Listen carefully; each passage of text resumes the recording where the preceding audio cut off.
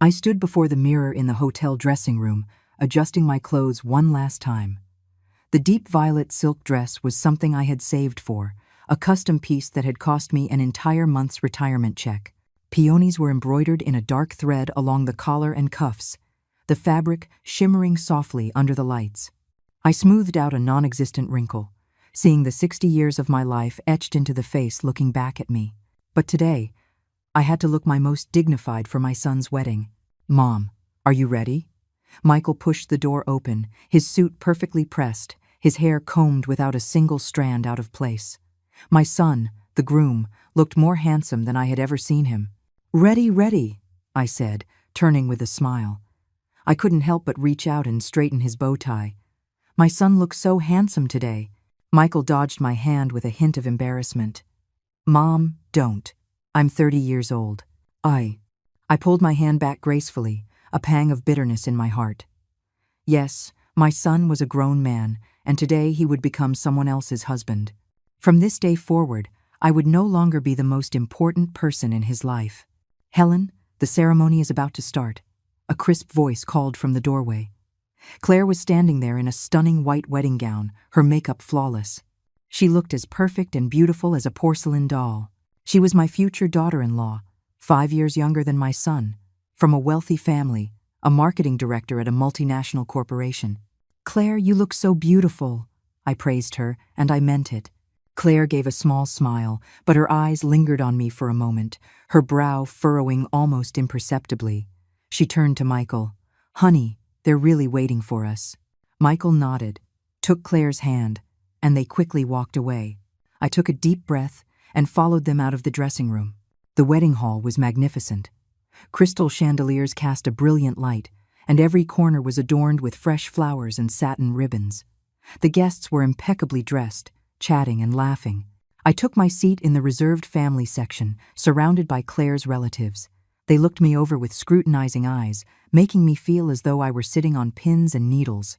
"I heard the bride's family paid for most of the wedding," one woman in the front row whispered. "That's right. The groom's family is middle class, at best. His mother is just a retired factory worker." My fingers twisted together in my lap. Michael had grown up without a father. I had raised him all on my own. To send him to college, I worked 2 jobs at a garment factory during the day and taking in sewing projects at night. Now Michael was successful, a project manager at an IT company. I thought our hard days were finally over. The wedding march began, and everyone stood. I watched my son take Claire's hand and walk slowly toward the stage, my eyes welling up with tears.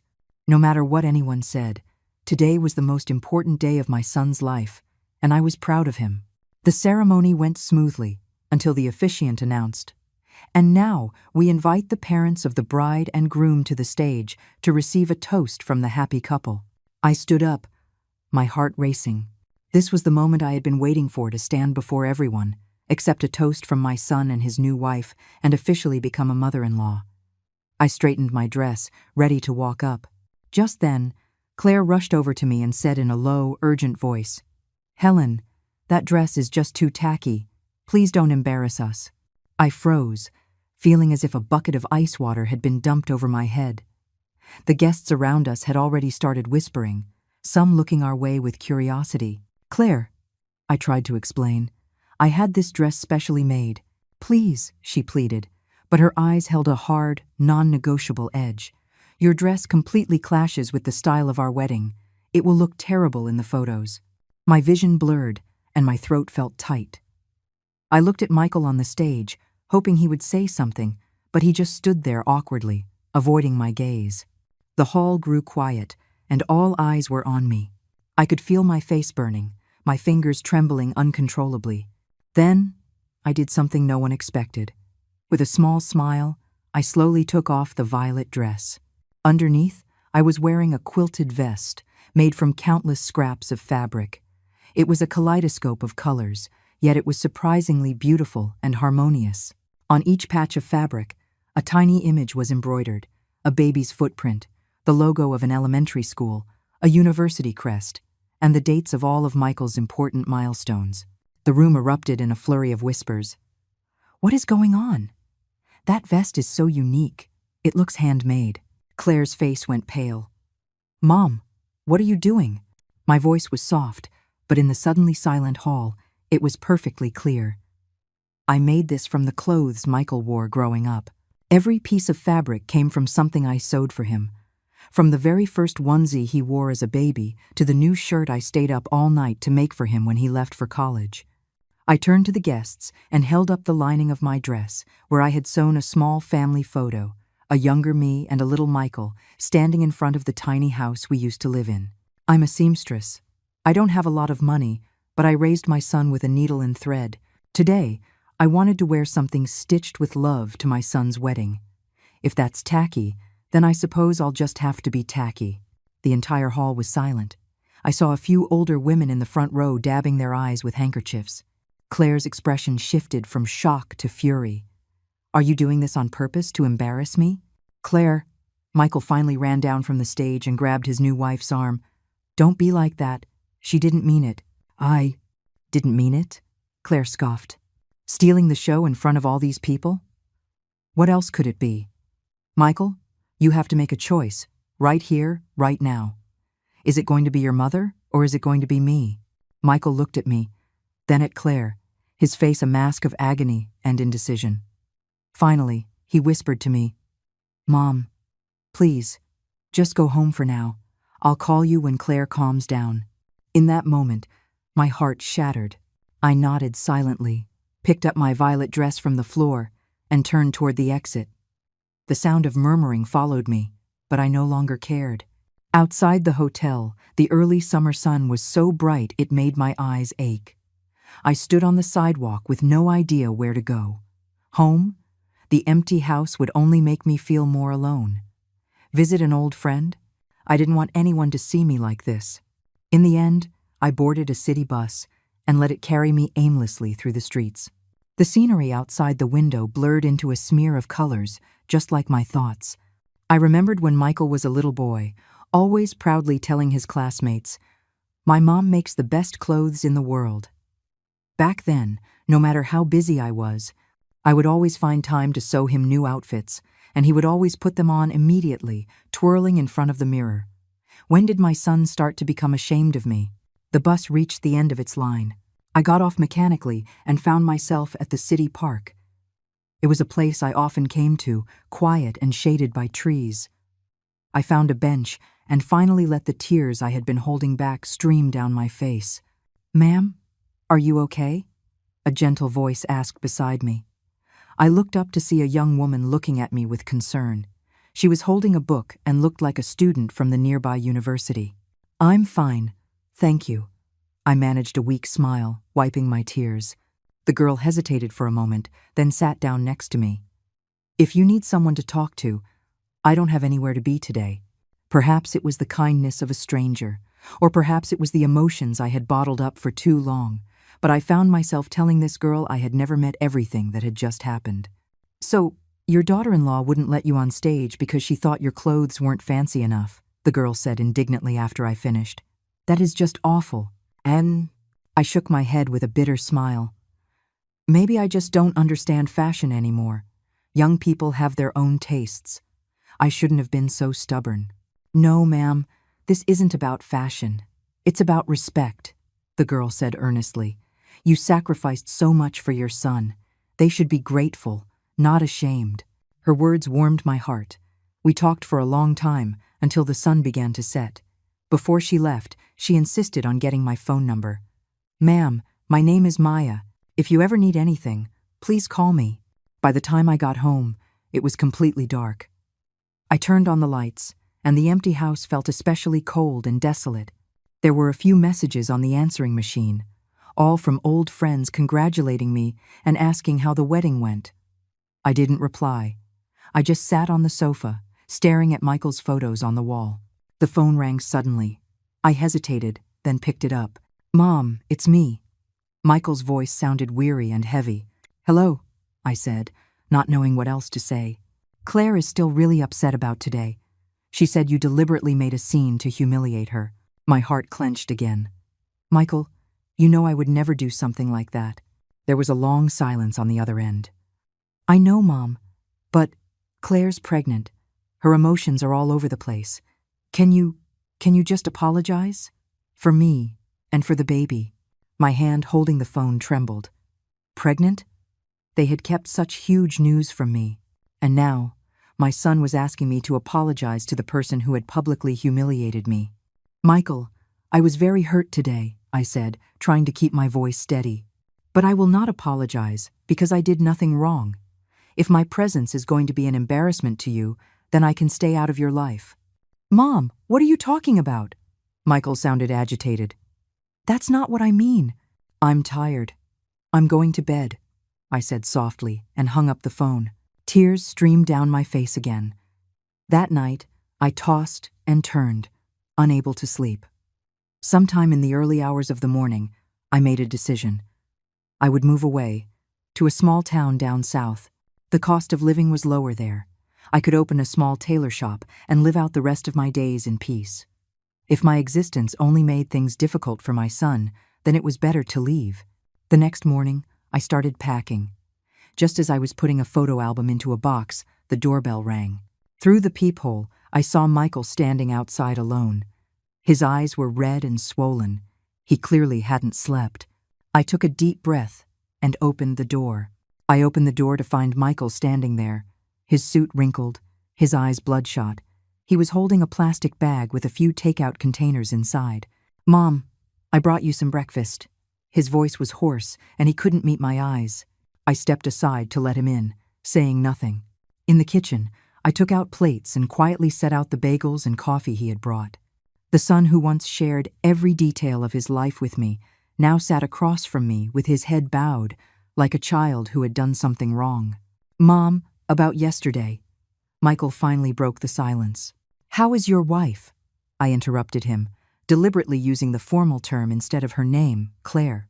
Michael's fingers drummed unconsciously on the table. "She went to stay with her family. Her father is furious." I picked up a piece of a bagel, the food tasteless in my mouth. "Then what are you doing here?" "I came to see you," Michael said, looking up. For a fleeting moment, I saw a familiar light in his eyes, the look of the little boy who had always depended on his mother. "And I wanted to talk to you about the baby." The baby. The word was like a dull knife, slowly twisting in my heart. My grandchild, a new life I should have been overjoyed to welcome, had now become a wall between my son and me. "How many months?" I asked, trying to keep my voice even. 3 months, Michael said, looking down. "We were going to tell you yesterday, after the wedding. But my tacky clothes ruined your plan." I finished for him with a bitter smile. "Mom," Michael's voice rose. "Can you please not be like this? Claire is just a bit of a perfectionist. She planned every detail of that wedding for months. And that quilted vest, it really wasn't appropriate for such a formal event." I put down my fork and looked directly into my son's eyes. "Michael, do you remember your 6th grade parent-teacher conference?" It was the same day the factory had a mandatory overtime shift. Michael paused, clearly surprised by the sudden change of subject. "I took the day off," I continued, my voice trembling slightly. "And I stayed up all night to make you a little suit. I used leftover fabric scraps from the factory floor, a dark blue with tiny white pinstripes. You put it on and were so happy you spun around in front of the mirror for half an hour, saying you were going to be the most handsome boy in the whole class." A flicker of emotion crossed Michael's face, as if the memory had touched him. "At the conference, all the other mothers complimented your suit. They asked me which high-end children's store I'd bought it from." I smiled, but tears began to fall uncontrollably. "You proudly told them, 'My mom made it herself. It's the only one in the world.'" "Mom." Michael's voice was choked with emotion. "And now, a piece of that little suit is sewn into the vest you were so ashamed of yesterday," I said, wiping my tears with my sleeve. "I don't blame you for thinking it's tacky. Times have changed, styles have changed. But what I cannot accept is that you let your wife humiliate me in front of everyone, while you, my own son, just stood there and watched." Michael's face went pale. He buried his head in his hands. "I didn't know what to do. Claire's pregnant. Her hormones are all over the place. The doctor said not to upset her." "So you chose to upset me instead?" I asked softly. The phone rang, a jarring interruption. Michael glanced at the caller ID, and his expression immediately tensed. "It's Claire." He went out to the balcony to take the call, his voice low, but I could still catch snippets. "I'm at Mom's." "No, don't be angry. I'll be home soon." After he hung up, Michael hurried back to the table. "Mom, I have to go. Claire isn't feeling well." "Go." I nodded, my heart sinking. I already understood his choice. At the door, he turned back. "Mom, Claire, she wants you to apologize. For the sake of keeping the peace." I took a deep breath. "Michael, one thing I taught you in this life is to have some integrity. I did nothing wrong, and I will not apologize for a piece of clothing." "But—" "Go," I cut him off. "Take care of your wife and your child." After the door closed, I collapsed into my chair, all my strength gone. The breakfast on the table, barely touched, grew cold, just like the relationship between my son and me. For the next few days, Michael didn't contact me, and I didn't reach out to him. I moved through my days mechanically eating, sleeping, packing. I decided to move to a small town in Georgia. An old colleague of mine lived there and said she could help me find work as a seamstress. On the 5th morning, as I was sorting through years of fabric samples, the doorbell rang again. This time, it was Claire and her aunt standing outside. Claire was wearing a loose-fitting dress, her makeup perfect. She didn't look unwell at all. Her aunt was dressed in designer clothes, a string of pearls, real or fake. I couldn't tell, around her neck, her eyes looking down on me with a condescending air. "Helen," Claire said with a smile so sweet it was sickening. "May we come in and talk?" I stepped aside and let them in. Claire's aunt, she later insisted I call her Mrs. Gable, immediately began surveying my small apartment, her disdain obvious. "Mrs. Miller." Mrs. Gable began without preamble. "My niece is pregnant now, and it's not good for her to be upset. We hope to put the unfortunate incident at the wedding behind us." I looked at Claire. "I just wanted to attend my son's wedding. End of calm. The way you did it was humiliating for me in front of all my friends and family." Claire pouted, an expression that reminded me of Michael as a child when he couldn't have a new toy. "Now everyone is talking, saying I'm awful to my mother-in-law." "Claire," I said, trying to keep my tone even, "if you hadn't publicly called me an embarrassment, none of this would have happened." Mrs. Gable let out a cold laugh. "Mrs. Miller, with all due respect, that patchwork garment of yours was truly inappropriate for such a high-class event. The Hayes family is well respected in the business community. Our guests were all people of stature." A wave of dizziness washed over me, and I had to grab the back of the sofa for support. It had been happening more frequently lately. I suspected my high blood pressure was acting up again. "Are you all right?" Claire frowned, but she took a step back, as if she thought I might suddenly fall and try to sue her. "I'm fine," I said, taking a few deep breaths. When the dizziness passed, I said, "Let's be direct. Why are you here today?" Mrs. Gable took a document out of her designer handbag. "This is an agreement. If you sign it, you promise to refrain from any future behavior that could negatively impact my niece and her husband, and you will ensure your attire is appropriate at all family gatherings. In exchange, we will give you a sum of money as compensation." I took the paper. It was filled with dense legal clauses, but the core message was clear. I had to become an invisible mother, someone who wouldn't disturb their high society life. The compensation amount was $10,000. My hands began to shake, not because of the insulting agreement, but because of a sudden realization. My son knew about this. He had allowed his wife and her aunt to treat his mother this way. "Does Michael know you're here?" I asked softly. Claire and her aunt exchanged a look. "Michael is in a difficult position," Claire said. "He loves you, but he also has to consider the harmony of our new family. Helen, just sign it.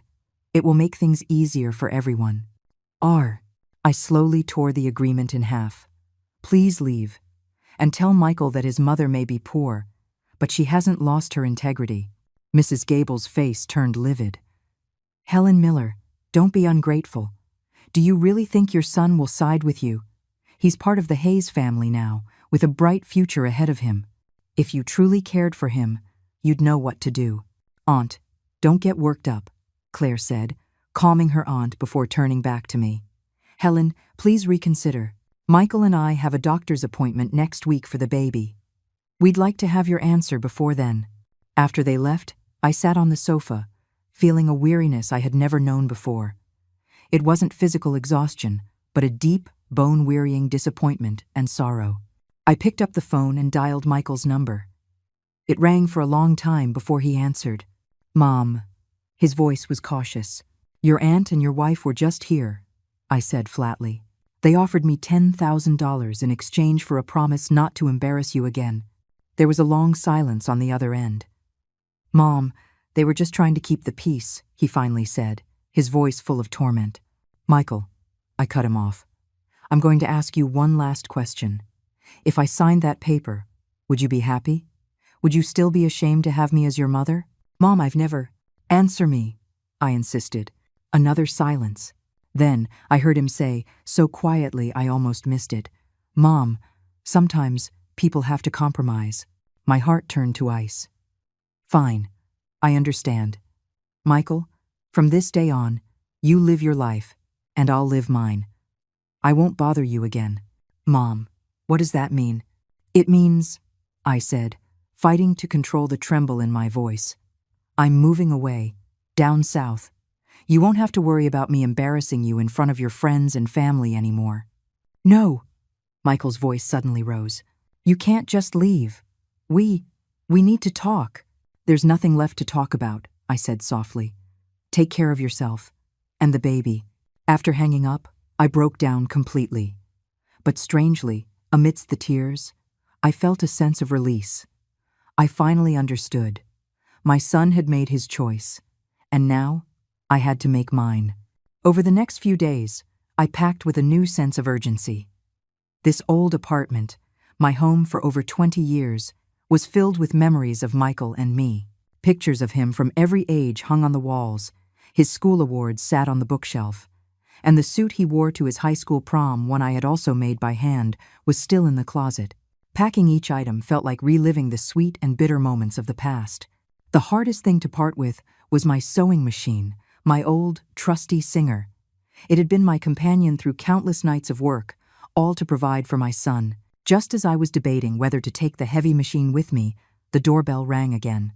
This time, it was Michael, alone. His eyes were red and swollen, and he was holding a package. The moment I opened the door, he fell to his knees. "Mom," he choked out, "I was wrong. I was stunned." The dust cloth in my hand fell to the floor. Michael held the package out to me. "I searched the whole house. This is all I could find." With trembling hands, I opened the package.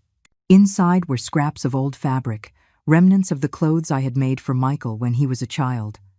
Some were faded and yellowed with age, but the stitches were still clear.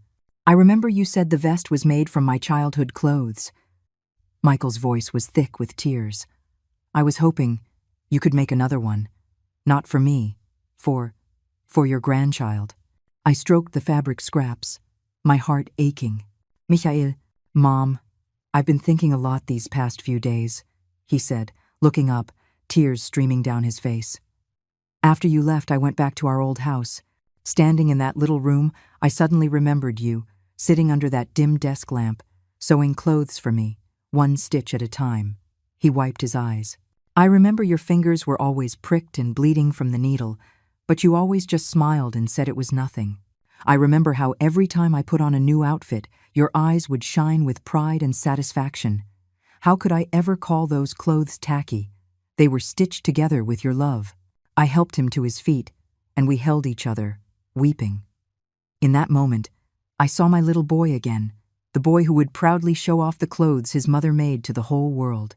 "What about Claire and her family?" I asked softly. Michael shook his head. "I had a huge fight with them.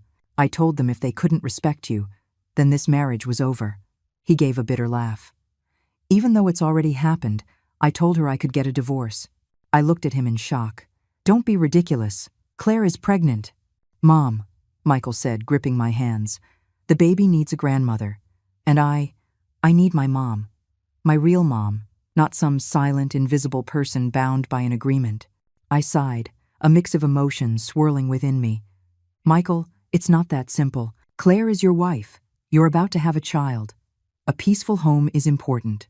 Peace isn't built on one person's silent suffering, Michael said firmly, his expression reminding me so much of his father. Claire has agreed to apologize to you, but she couldn't bring herself to come in person. He pleaded, Mom, please give us a chance. Please don't move.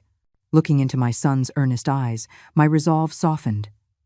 Maybe, just maybe, this family could still be saved. I can stay for now, I finally said. But on one condition. You and your wife will come here for dinner. We need to talk properly. Michael nodded eagerly. Absolutely. This weekend? After he left, I looked again at the old fabric scraps, my heart full. Perhaps making a little patchwork outfit for my future grandchild would be a new beginning. However, fate seemed to have other plans. That evening, as I was sorting through the fabrics, a violent wave of dizziness hit me. The world went black, and I fell heavily to the floor. In the last moment before losing consciousness, I desperately reached for the phone but couldn't grasp it. A terrible thought flashed through my mind. If I die like this, Michael will have been the last person to see me. And we just reconciled. Then, darkness consumed everything. A blinding white light, the smell of antiseptic, the muffled sound of voices in the distance. I slowly opened my eyes to find myself in a hospital bed, an IV line in my arm. Outside the window, the night sky was dark, occasionally split by a flash of lightning. Mom, you're awake! Michael's voice came from my side. He rushed to the bed, his eyes red and swollen from crying. What happened? My voice was hoarse and unfamiliar. You were unconscious for more than 10 hours, Michael said, holding my hand. I called and you didn't answer, so I rushed over and found you on the floor. The doctor said you had a minor stroke, brought on by severe high blood pressure and exhaustion. A stroke. The word sent a chill through me. My neighbor, old Mr. Henderson, had a stroke and was paralyzed on one side. Will I be paralyzed? I asked, my voice weak. Michael shook his head. The doctor said they caught it early, so there shouldn't be any lasting effects. He hesitated. But they want to do a full workup, including a brain CT scan. Have you been forgetting things lately? Or suddenly been unable to recall familiar names? My heart tightened. It was true. In recent months, I'd often forgotten to turn off the stove. Sometimes the name of a neighbor I'd known for years would completely escape me. I had chalked it up to old age. Michael, Mom's fine, I said, trying to sit up. I was probably just too tired. Mom, Michael said, gently pushing me back down. Don't be stubborn. Do you have any idea how scared I was when I saw you lying on the floor? I thought. His voice broke. It was only then that I noticed someone else standing in the corner of the room, Claire. She was wearing a loose-fitting maternity dress and looked pale, but at least she was here. Helen, she said, walking over, her voice softer than usual. You really scared us. I looked at her, then at Michael, surprised. He explained quietly. Claire was worried about you too. She feels terrible about what happened at the wedding. Claire managed an awkward smile. Helen, I was too obsessed with the wedding. I wasn't thinking straight. Please don't hold it against me. I knew the apology wasn't entirely sincere, but it was a start. Besides, at that moment, I had more important things to worry about. What else did the doctor say? I asked Michael. He hesitated. They'll schedule more tests tomorrow. Mom, don't worry. I'm here for you. End of. That night, Michael insisted on staying at the hospital with me. Claire, though reluctant, didn't object. In the middle of the night, I woke up to see Michael curled up asleep on the small sofa, looking like an insecure child. My eyes filled with tears again. No matter what happened, he was still my son. The next morning, a team of doctors came on their rounds. The head of neurology asked me a few questions, and then scheduled a series of tests. Michael was by my side the entire time, while Claire left, citing a prenatal checkup.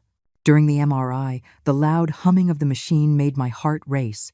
The feeling of being enclosed in that narrow space reminded me of my days at the garment factory, stuck in a stuffy workshop for 12 hours at a time, breathing in cotton dust and chemical fumes, all to earn a little extra money for Michael's education. After the tests, the attending physician called Michael and me into his office.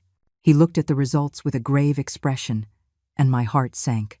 "Mrs. Miller," the doctor said, pushing up his glasses, "the MRI shows signs of mild cerebral atrophy. Combined with the memory loss you've described, we suspect it may be early-onset Alzheimer's disease." The world seemed to stop. Alzheimer's, dementia. The image of the old woman in my neighborhood who wandered the streets, unable to recognize her own children, flashed in my mind. "We'll need to do more tests to confirm," the doctor continued. "For now, it's just a suspicion. We will arrange for more detailed cognitive function tests." Michael's face was ashen. "Doctor, if it is, can it be cured?" "There is currently no cure, but early intervention can slow the progression of the disease," the doctor said, turning to me. "Mrs. Miller, do you have someone to look after you at home?" I shook my head. "I live alone." "That's not an option," the doctor said firmly. "In your current condition, living alone is very dangerous." This stroke was a warning sign. After leaving the doctor's office, Michael held my hand tightly. "Mom, move in with us. Claire's pregnant. You can help take care of things." I gave a bitter smile. "Do you really think Claire would agree to that?" Michael bit his lip. "I'll convince her. Mom, you can't be alone anymore. What if something happens again?" Seeing his anxious face, I couldn't bear to refuse completely. "Let's wait for the final diagnosis. Maybe it's just a false alarm." But deep down, I knew it wasn't that simple. The increasingly frequent memory lapses, the strange, dizzy spells, they all pointed to a truth I didn't want to face. I was slowly losing myself, and the process would likely be long and painful. 3 days later, the cognitive test results confirmed the doctor's suspicion: early-onset Alzheimer's disease. While the symptoms were currently mild, they would gradually worsen. "Mrs. Miller," the doctor said kindly, "maintaining a positive attitude is very important. Participating in social activities, keeping your mind active, reading, doing crafts can all help slow the progression." "Crafts?" I looked down at my calloused hands. Sewing had been my life's work. Now, it might just be my lifeline. On the day I was discharged, Michael and Claire came to pick me up. To my surprise, Claire's attitude toward me had softened considerably. "Helen," she said in the car on the way home, "Michael and I talked it over. We'd like you to move in with us for a while, at least until you're feeling stronger." I saw Michael give his wife a grateful look in the rearview mirror. It seemed they had reached some kind of compromise. "Thank you for the offer," I said softly. "But I'd rather go back to my own home. It's closer to the hospital, and my friends are nearby." End quote. "Mom," Michael said, his voice pleading, "the doctor said you can't be alone. I can hire a part-time caregiver," I insisted. "Someone to come for a few hours a day to help with cooking and cleaning. Michael, I've been independent my whole life. Suddenly living with young people, I just feel out of place." What I didn't say was that I didn't want to become a burden and a source of conflict in my son's marriage. How long would Claire's newfound kindness last? What would happen when my condition worsened and I needed long-term care? In the end, Michael reluctantly agreed to my decision, but he insisted on coming to see me every day after work. Claire promised to help me find a reliable caregiver. Back in my familiar little apartment, I let out a long sigh of relief. The antiseptic smell of the hospital had been suffocating. It was good to be home, even if this home would soon become unfamiliar because of my illness. In the days that followed, I tried to maintain a normal life. The caregiver Michael found was a woman from Louisiana in her 50s, efficient and not too talkative, which suited me perfectly. Claire would occasionally come with Michael, always bringing some nutritional supplements. She was polite but distant, but at least there was no longer any hostility. One day, she even brought up the quilted vest herself. "Helen," she asked cautiously, "did you really make that vest from Michael's old baby clothes?" I nodded and took the vest out of the closet to show her. Claire gently touched each patch of fabric as I explained its origin.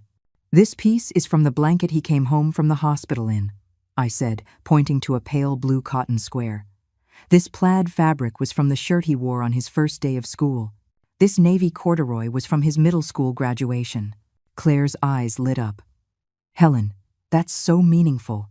This kind of craft is really popular overseas now. They call it a memory quilt.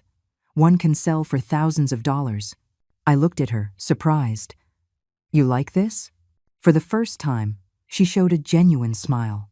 I saw an exhibition of similar works when I was studying abroad. Helen, your skill is so good, you could turn this into a brand. End of. It was the first time I had seen Claire show any real interest in or respect for me. Maybe quilt making could become a bridge between us. That night, I made a decision.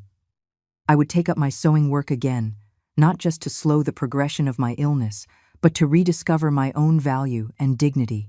The next day, I pulled out my long, unused Singer sewing machine and began designing a series of quilted pieces, baby blankets, aprons, decorative wall hangings. Each piece was infused with years of memories and my understanding of life. Michael was thrilled to see me rediscover my passion. Mom, you should have done this ages ago. Claire even said she could help promote it on her social media. I smiled and shook my head. Let's just focus on making them first. If I'm going to sell them, they have to be perfect. In truth, I had a bigger plan in mind. I wanted to make a complete set of quilted items for my unborn grandchild, from birth to their first birthday, each one pieced together from the fabric of Michael's childhood clothes. It would be a continuation of my love, a way to reconnect with my family. However, just as I was immersing myself in this warm and hopeful project, fate dealt me another heavy blow. It was an ordinary afternoon. I was sewing a quilted baby onesie when I suddenly found my fingers wouldn't obey me. The needle moved crookedly across the fabric, the stitches uneven, nothing like my usual precise work. Worse, I stared at the fabric for a long time and couldn't remember what the next step was. Panic washed over me like a tidal wave. I reached for the phone with trembling hands but couldn't remember Michael's number. It was the caregiver who came home and found me in distress, and she quickly called him. By the time Michael rushed over, I had calmed down and my memory had returned. But the terrifying feeling of losing control lingered. Mom, we can't put this off any longer, Michael said, his eyes red. You have to move in with us. Today it was just forgetting something. What if next time you forget to turn off the gas? This time, I didn't refuse, because in that brief moment of confusion, a horrifying thought had crossed my mind. What if, one day, I can't even recognize my own son? All right, I agreed softly, but I have one condition. Give me a small, separate space for my sewing machine and my fabrics. Working with my hands helps keep my mind clear. Michael hugged me tightly. Of course, Mom. Anything you want. And so, in my 60th year, after the turmoil of the wedding and a health crisis, I packed my belongings and prepared to move into my son's home to begin an unknown journey. I didn't know how Alzheimer's would change me or what challenges I would face living with my daughter-in-law. But I knew one thing. As long as my hands could hold a needle, I would continue to sew my love and memories into every piece I made. And even if, one day, I forgot everything, those stitches would remember for me how deeply I had loved my child and my family. The day I moved, the sky was a heavy gray, as if it might collapse upon the city. Michael took the day off work and borrowed an SUV to help me move my things. My old Singer sewing machine and several large boxes of fabric took up the most space, nearly filling the entire trunk. Mom, do you really need to bring all this fabric? Michael asked, looking at the boxes with a touch of helplessness. Claire said we could buy you new material. This isn't just fabric, I said, gently stroking a faded cardboard box. Every piece has a story. Michael didn't press the issue. He had learned to respect the emotional connection I had with these materials. Claire didn't come to help, saying she was suffering from severe morning sickness, but I could tell she was still resistant to the idea of me moving in. Who would want their mother-in-law to move in so soon after getting married, especially one with whom she'd had such a difficult start? Michael's home was in an upscale neighborhood, a modern and spacious 3-bedroom apartment. My room was the guest bedroom, already tidied and clean, with a south-facing window that let in plenty of light. This one is farther from the master bedroom, so you won't be disturbed, Michael said as he helped me with the boxes. Claire said you can decorate it however you like. I noticed how often he quoted Claire. It seemed that in this house, many decisions required his wife's approval. Michael, I don't want to be a burden to you two, I said, putting down a suitcase. If there's anything that makes you uncomfortable, you have to tell me. Michael put an arm around my shoulders. Mom, this is your home now. Claire and I agreed. You can stay as long as you want." His tone was sincere, but I could sense a hint of uncertainty. Marriage is a partnership between two people. Adding a third inevitably disrupts the balance. I could only pray for a smooth transition. Claire didn't emerge from the master bedroom until dinner time. She was wearing comfortable lounge clothes, her face a little pale, but her makeup was still immaculate. "Helen," she said with a polite smile. "Welcome. I hope you'll be comfortable here." "Thank you. I'm sorry for the intrusion," I said, handing her a beautifully wrapped gift box. "It's just a little something I made. A housewarming gift of sorts." Curiosity piqued. Claire unwrapped the gift. Inside was a quilted apron. The navy blue base was patched with various geometric patterns, and a delicate rose was embroidered on the pocket. "This is," Claire said, touching the apron in amazement. "It's all hand-stitched. The stitches are so fine." "Mom's always been incredible with a needle," Michael said proudly. "She made all my clothes when I was a kid." Claire looked at the apron thoughtfully, then did something unexpected. She put it on. "Perfect. I'm making dinner tonight," she announced. "I'll give it a try." Michael and I exchanged a look of surprise. As far as I knew, Claire almost never cooked. They usually ordered takeout or had a part-time housekeeper prepare their meals. In the kitchen, Claire chopped vegetables awkwardly. I couldn't help but step in to guide her. "Hold the knife like this. Use your wrist." To my surprise, she wasn't impatient. She followed my instructions with genuine interest. The dinner was simple, but the atmosphere was much more harmonious than I had expected. Afterwards, Michael did the dishes while Claire and I sat in the living room. In the midst of an awkward silence, she suddenly asked, "Helen, how did you learn to sew?" The question opened a floodgate of memories. I told her that my mother had been the village seamstress, and I had grown up playing in piles of fabric scraps.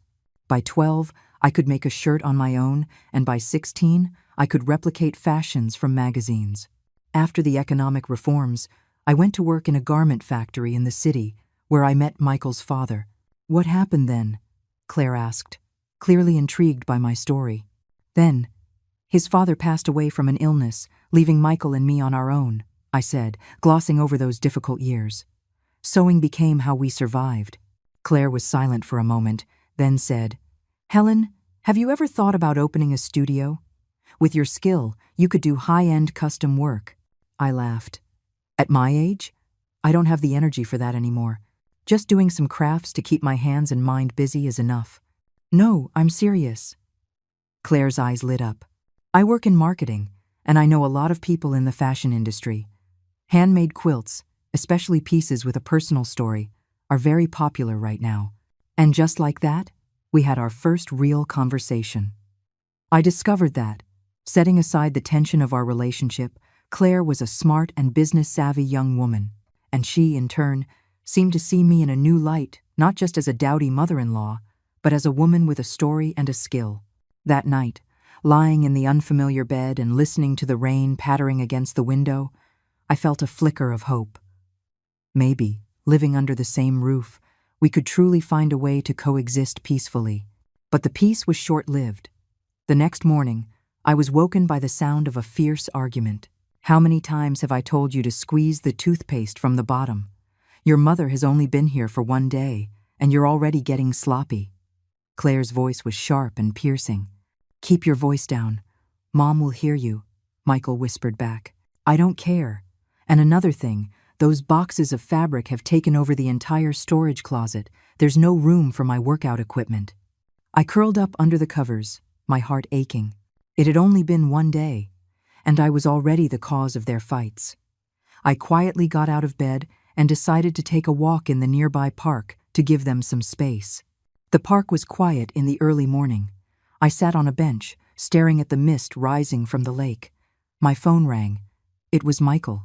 "Mom, where are you?" he asked, his voice full of anxiety. "I woke up and you were gone." "I'm just taking a walk in the park," I said, trying to sound cheerful. "The morning air is nice. How is Ixton?" "Oh," he said, seeming relieved. "Listen, Claire is, with the pregnancy, her emotions are all over the place. If she said anything this morning, don't take it to heart." "I didn't hear a thing," I lied. "Michael, I don't want to be a burden. If there's ever a problem, you have to tell me." When I got back to the apartment, Claire had already left for work.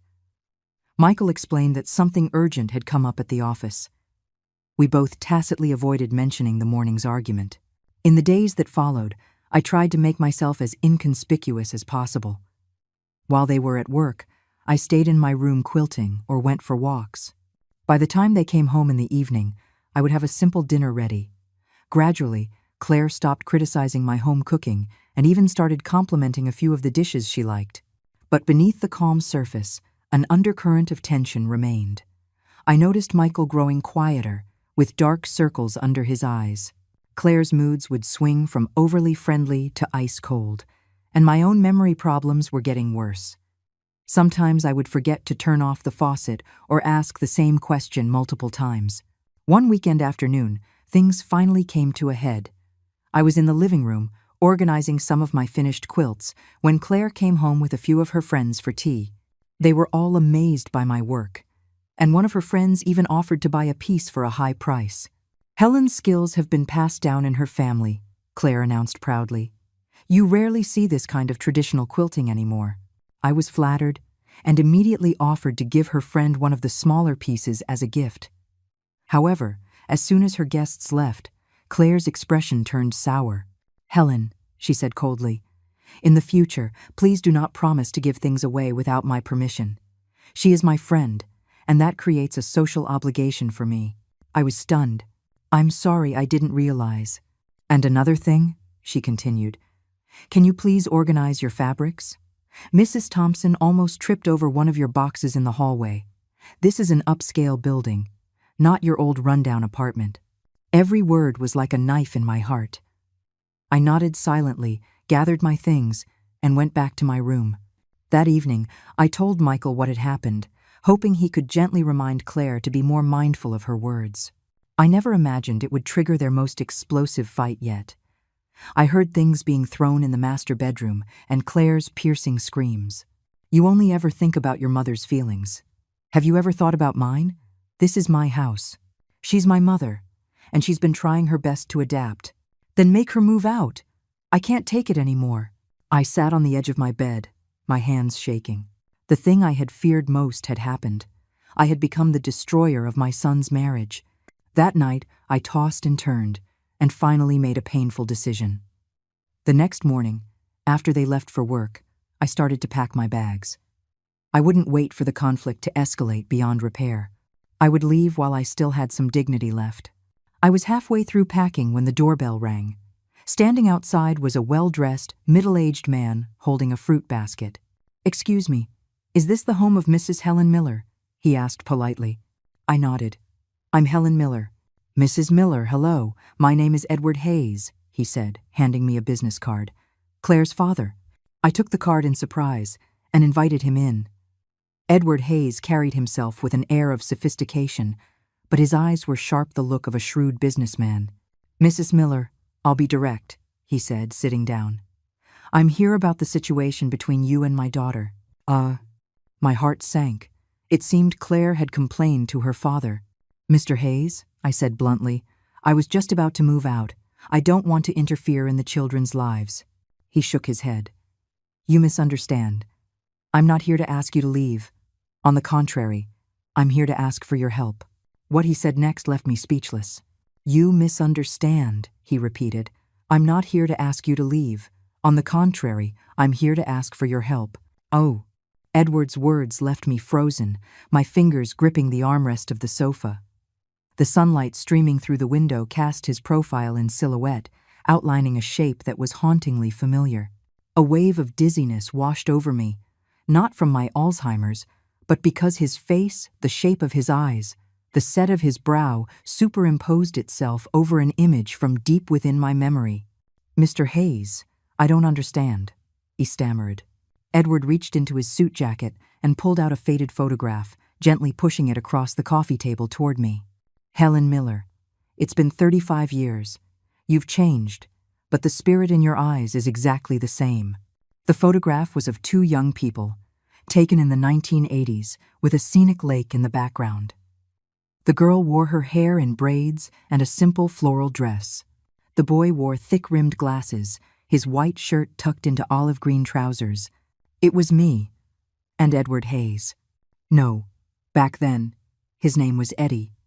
He was the young manager from corporate who had been assigned to the garment factory where I worked. Eddie, the name escaped my lips, coated in the dust of more than 3 decades. Edward, no. Eddie's eyes grew moist. I can't believe you still remember that name. I changed it before I went abroad. Edward sounded better for business. Memories flooded back. The summer of 1985, at a textile mill in North Carolina. I was a new temp worker, and he was a young manager sent down from the head office. We fell in love, but his family was vehemently opposed. His father was a senior executive, while I was just a girl from a small country town. Eventually, his family arranged for him to study overseas, and we were forced to part. The last time we met, he secretly slipped me a bus ticket, begging me to run away with him. But I refused because my mother was sick and needed me to take care of her. My mother was sick, I murmured, my fingers tracing the 2 young faces in the photograph. Eddie nodded. I had someone ask about you later. They told me you had gotten married, had a child. My husband passed away from an illness a long time ago, leaving me to raise our son on my own, I said with a sad smile. Life is full of surprises, isn't it? A long silence fell between us. The sunbeam crept across the floor, illuminating the dust motes dancing in the air. Helen, Eddie said, suddenly taking my hand, I never imagined that Claire's mother-in-law would be you. The other day, she came home crying, saying her husband's mother had embarrassed her at the wedding. When she mentioned a quilted patchwork vest, I had a feeling it might be you. I pulled my hand away. So, you're here today to apologize? His voice was low. For my daughter's rudeness and for my own cowardice 35 years ago. I didn't fight my family's pressure. I let you down. I shook my head. That's all in the past. Now you're a successful businessman, and I'm a retired old woman. Our children have their own families. No, Helen. Eddie's gaze was intense. Fate has given us a second chance. My wife passed away 5 years ago, and I can see that life hasn't been easy for you. His words stung. He was right, it hadn't been easy. The hardship of raising a son alone, the shadow of Alzheimer's, the tension with my daughter-in-law. But I had never asked for pity. Mr. Hayes, I said, deliberately using his formal name to create distance. If you're here to reminisce, I'm afraid you'll be disappointed. My main concern right now is how not to be a burden to Michael. Eddie sighed. Let me be frank. Claire lost her mother when she was very young, and I spoiled her. She has a strong personality, but she's fragile inside. Her hostility toward you is partly because she's afraid of losing Michael's attention. I can understand that. But she's been changing lately, he continued. She's starting to take an interest in your quilting. She even asked me if I would invest in a studio for you. I thought, maybe this could be an opportunity. An opportunity for what? For you two to reconcile, he said earnestly. Helen, your craft is a precious gift. Claire has a good business sense, and I have the resources. Why not do something together? It would give you financial independence and a social circle, which would help slow the progression of your illness. I fell into deep thought. Eddie's suggestion made sense. Crafting would exercise my brain, social interaction would ease my loneliness, and financial independence would reduce my reliance on my children. But working with my daughter-in-law, it sounded like a fantasy. I need to think about it, I finally said. Eddie stood up. Of course. He handed me a note with a number on it. This is my personal cell. Call me any time. And as for Claire, don't tell her we know each other yet. I'll explain when the time is right. After he left, I sat on the sofa, my mind in turmoil. How ironic that the father of my daughter-in-law was my first love. Even more ironic was that we were separated because our families were from different worlds, and now his own daughter looked down on me for the same reason. Just as I was lost in my memories, the sound of a key in the lock pulled me back to the present. Claire stumbled in, her face pale, one hand pressed against the wall. Helen, she called out weakly. I don't feel well. I rushed to support her and felt that her forehead was burning hot, her palms clammy with cold sweat. Where's Michael? I asked urgently. He's on a business trip. Left this morning, she said with difficulty. I thought it was just morning sickness. I felt her forehead. It was terrifyingly hot. We have to go to the hospital. I immediately grabbed the phone and called for an ambulance. While we waited, I helped Claire change into loose clothing and packed a hospital bag. She was curled up on the bed in pain, yet stubbornly insisted, "I don't need a hospital, I just need to rest." "No," I said with uncharacteristic firmness.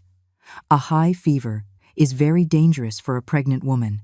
Although, when the ambulance arrived, the paramedics quickly assessed Claire and suspected a urinary tract infection was causing the fever. She needed to be hospitalized immediately. I rode with her in the ambulance, holding her trembling hand the whole way. In the emergency room, the doctors confirmed it was an acute kidney infection and she needed antibiotics immediately. "But some antibiotics can affect the fetus," the doctor said grimly. "We need a family member to sign the consent form." "Andu." Claire weakly shook her head. "Wait for my husband." "When will he be back?" the doctor asked. "Tomorrow evening."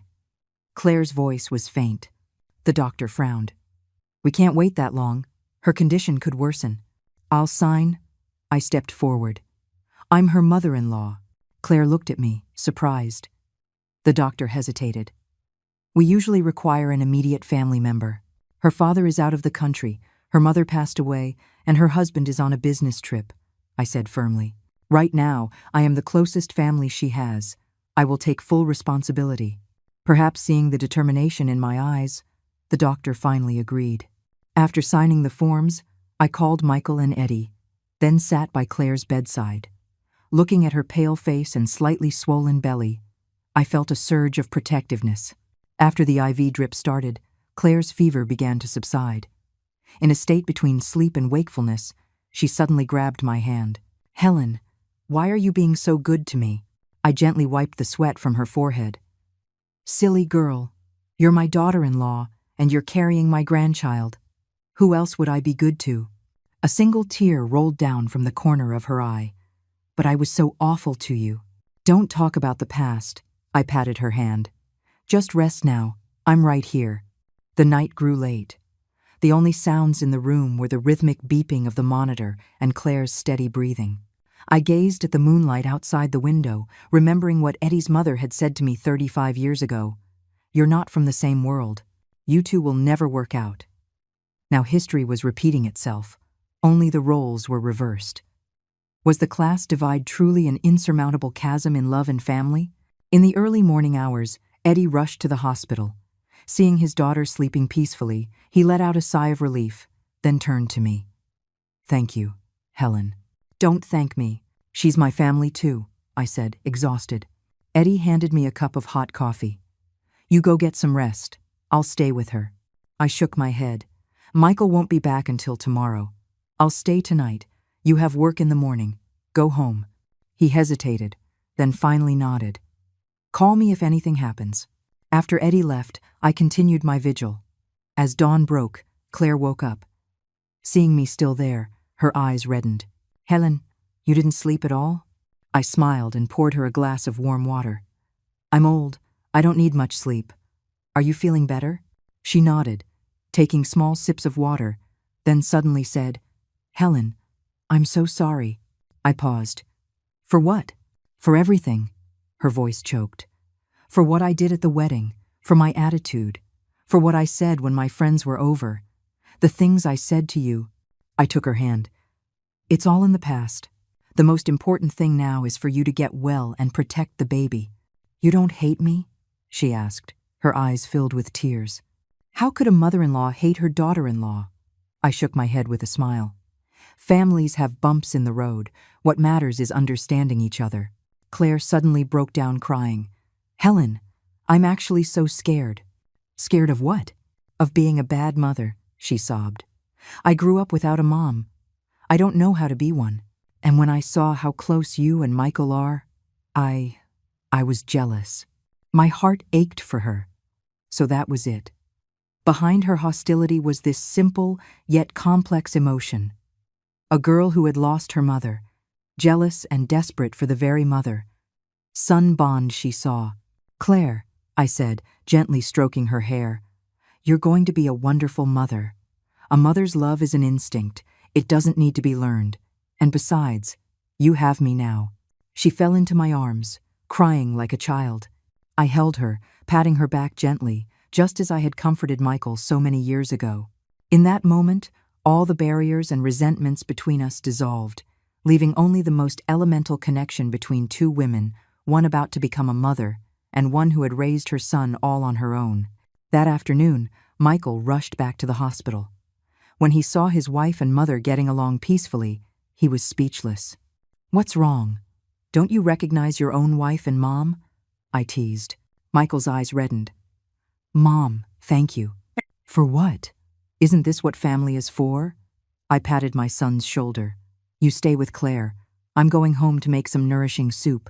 Walking out of the hospital, the early summer sun felt warm on my shoulders. I suddenly felt that maybe moving in with my son wasn't a bad thing after all. Maybe my Alzheimer's diagnosis wasn't just a sentence of despair. Maybe life always had unexpected turns. Back home, I started to make a rich chicken soup, adding goji berries, dates, and herbs. The kitchen filled with a fragrant aroma, and my mood was lighter than it had been in a long time. Just as I was tasting the soup for seasoning, my phone rang. It was an unknown number. "Hello, is this Mrs. Helen Miller?" a young woman's voice asked. "It's Maya, the girl you met in the park." I immediately remembered her, the kind girl who had offered me comfort at my lowest point. "Maya, hello. How are you?" "Helen, I was calling to ask if you'd be interested in participating in our community's craft fair," Maya said excitedly. "I saw the quilted pieces you were working on, and they are absolutely beautiful. We have an event next month." Sometimes, fate is just that strange. When you open your heart, the whole world seems to extend a hand in friendship. I smiled and told her I would consider it, then went back to stirring the soup in the pot. Life, I thought, was just like this soup. It needed patience and love, simmered slowly over time, to bring out its richest flavor. After Claire was discharged from the hospital, the atmosphere at home changed dramatically. She was no longer cold or dismissive. Instead, she often sought me out to chat, asking about quilting techniques, and even offering to help me organize my boxes of fabric. "Helen, these fabrics are so old. Why do you still keep them?" she asked one afternoon, curiously looking through my collection of scraps. I picked up a faded blue plaid piece. This was from the shirt Michael wore in the first grade. He wore it when he won first place in the school's public speaking competition. I then pointed to a piece of red corduroy. This was from the pants he wore for his middle school honor society induction. He saved up his own money to buy the material, and I made them for him. "Oh," Claire gently touched the fabrics, her expression soft. "Helen, you remember everything so clearly." I gave a wry smile, not telling her that my memory was slowly slipping away, and that only these fragments related to my son remained, like seashells I had carefully collected on a beach. "Claire," I changed the subject, "about the studio your father mentioned, what do you think?" Her eyes lit up. "I think it's a fantastic idea. Helen, your craftsmanship is truly exceptional. We could start with small-scale custom orders, focusing on the memory quilt concept. Each piece would be infused with the client's personal story." I was amazed by her business acumen. "You know so much about this?" "I studied fashion marketing in England," she said with a smile. "I used to think traditional crafts were old-fashioned, but now I understand that the emotional value they hold is irreplaceable." And, seeing the excitement in my daughter-in-law's eyes, a flicker of hope ignited within me. Perhaps quilting could not only slow the progression of my illness, but also become the thread that connects 3 generations of our family. That evening, I shared the idea with Michael. He looked from me to Claire in surprise. "Are you two really going into business together?" "It's not a business, just a small studio," I said quickly. "Something to do that I enjoy, to keep my hands and mind active." "Oh, Mom, this is wonderful." Michael took my hands. "You know, the doctor said that staying engaged in creative activities is very helpful for slowing the symptoms of Alzheimer's." Claire nodded in agreement. "Helen, we can clear out a room here at home to use as a workshop for now. Once we get established, we can look for a proper storefront." Looking at the eager faces of my son and daughter-in-law, a warmth spread through me. Perhaps this is the meaning of family finding a new direction through mutual support. That weekend, Eddie came over for dinner. It was a planned event, a formal introduction for our two families to avoid arousing Claire's suspicions. At the dinner table, we played our parts as strangers meeting for the first time, but I could feel the complex emotions in his eyes every time our gazes met. "Mrs. Miller," he said, raising his wineglass with a serious expression, "Claire has told me about your incredible talent. I have great admiration for traditional craftsmanship. If you're interested, I would be happy to invest in your studio." "Thank you for your kind offer, Mr. Hayes," I replied, equally formally. "But I'd like to start small and see how the market responds." Claire chimed in, "Dad, Helen's work is truly special. There's a story in every stitch." Michael added his praise. "My mom's skill was famous back home. She made all my clothes when I was a kid, and all my friends were so envious." Eddie gave me a meaningful look. "I can see that Mrs. Miller is a woman of great heart." After dinner, Claire and Michael went to the kitchen, leaving Eddie and me alone in the living room. After a moment of silence, he asked in a low voice, "Helen, how has your health been?" "It's all right," I replied softly. "My memory comes and goes, but when I'm focused on my craft, my mind is surprisingly clear." "That's good," he hesitated. "About our past." "Let's not talk about it," I interrupted. "What's past is past. The most important thing now is our children's happiness." He nodded, a flicker of disappointment in his eyes. "You're right, but I'm very glad we've met again." Just as the atmosphere grew delicate, Claire came out of the kitchen with a plate of fruit. "Dad, Helen, what are you two talking about so intently?" "Just discussing the studio," Eddie quickly replied, his composure restored. "Claire, have you shown Mrs. Miller that retail space yet?" "What space?" Michael and I asked in unison. Claire smiled mysteriously. "Dad has a small shop in the Arts District, and the lease is up next month. I thought if Helen's studio takes off, we could move it there." I looked at Eddie in astonishment. He gave a slight smile. "It's a good location, lots of foot traffic. We can be flexible on the rent." "This is all so sudden," I stammered. "I'm not ready." "Helen," Claire said, sitting down next to me, "you don't have to worry about the business side of things. I'll handle that. You just need to focus on creating. Your quilts have real artistic value. More people should see them." Michael encouraged me as well.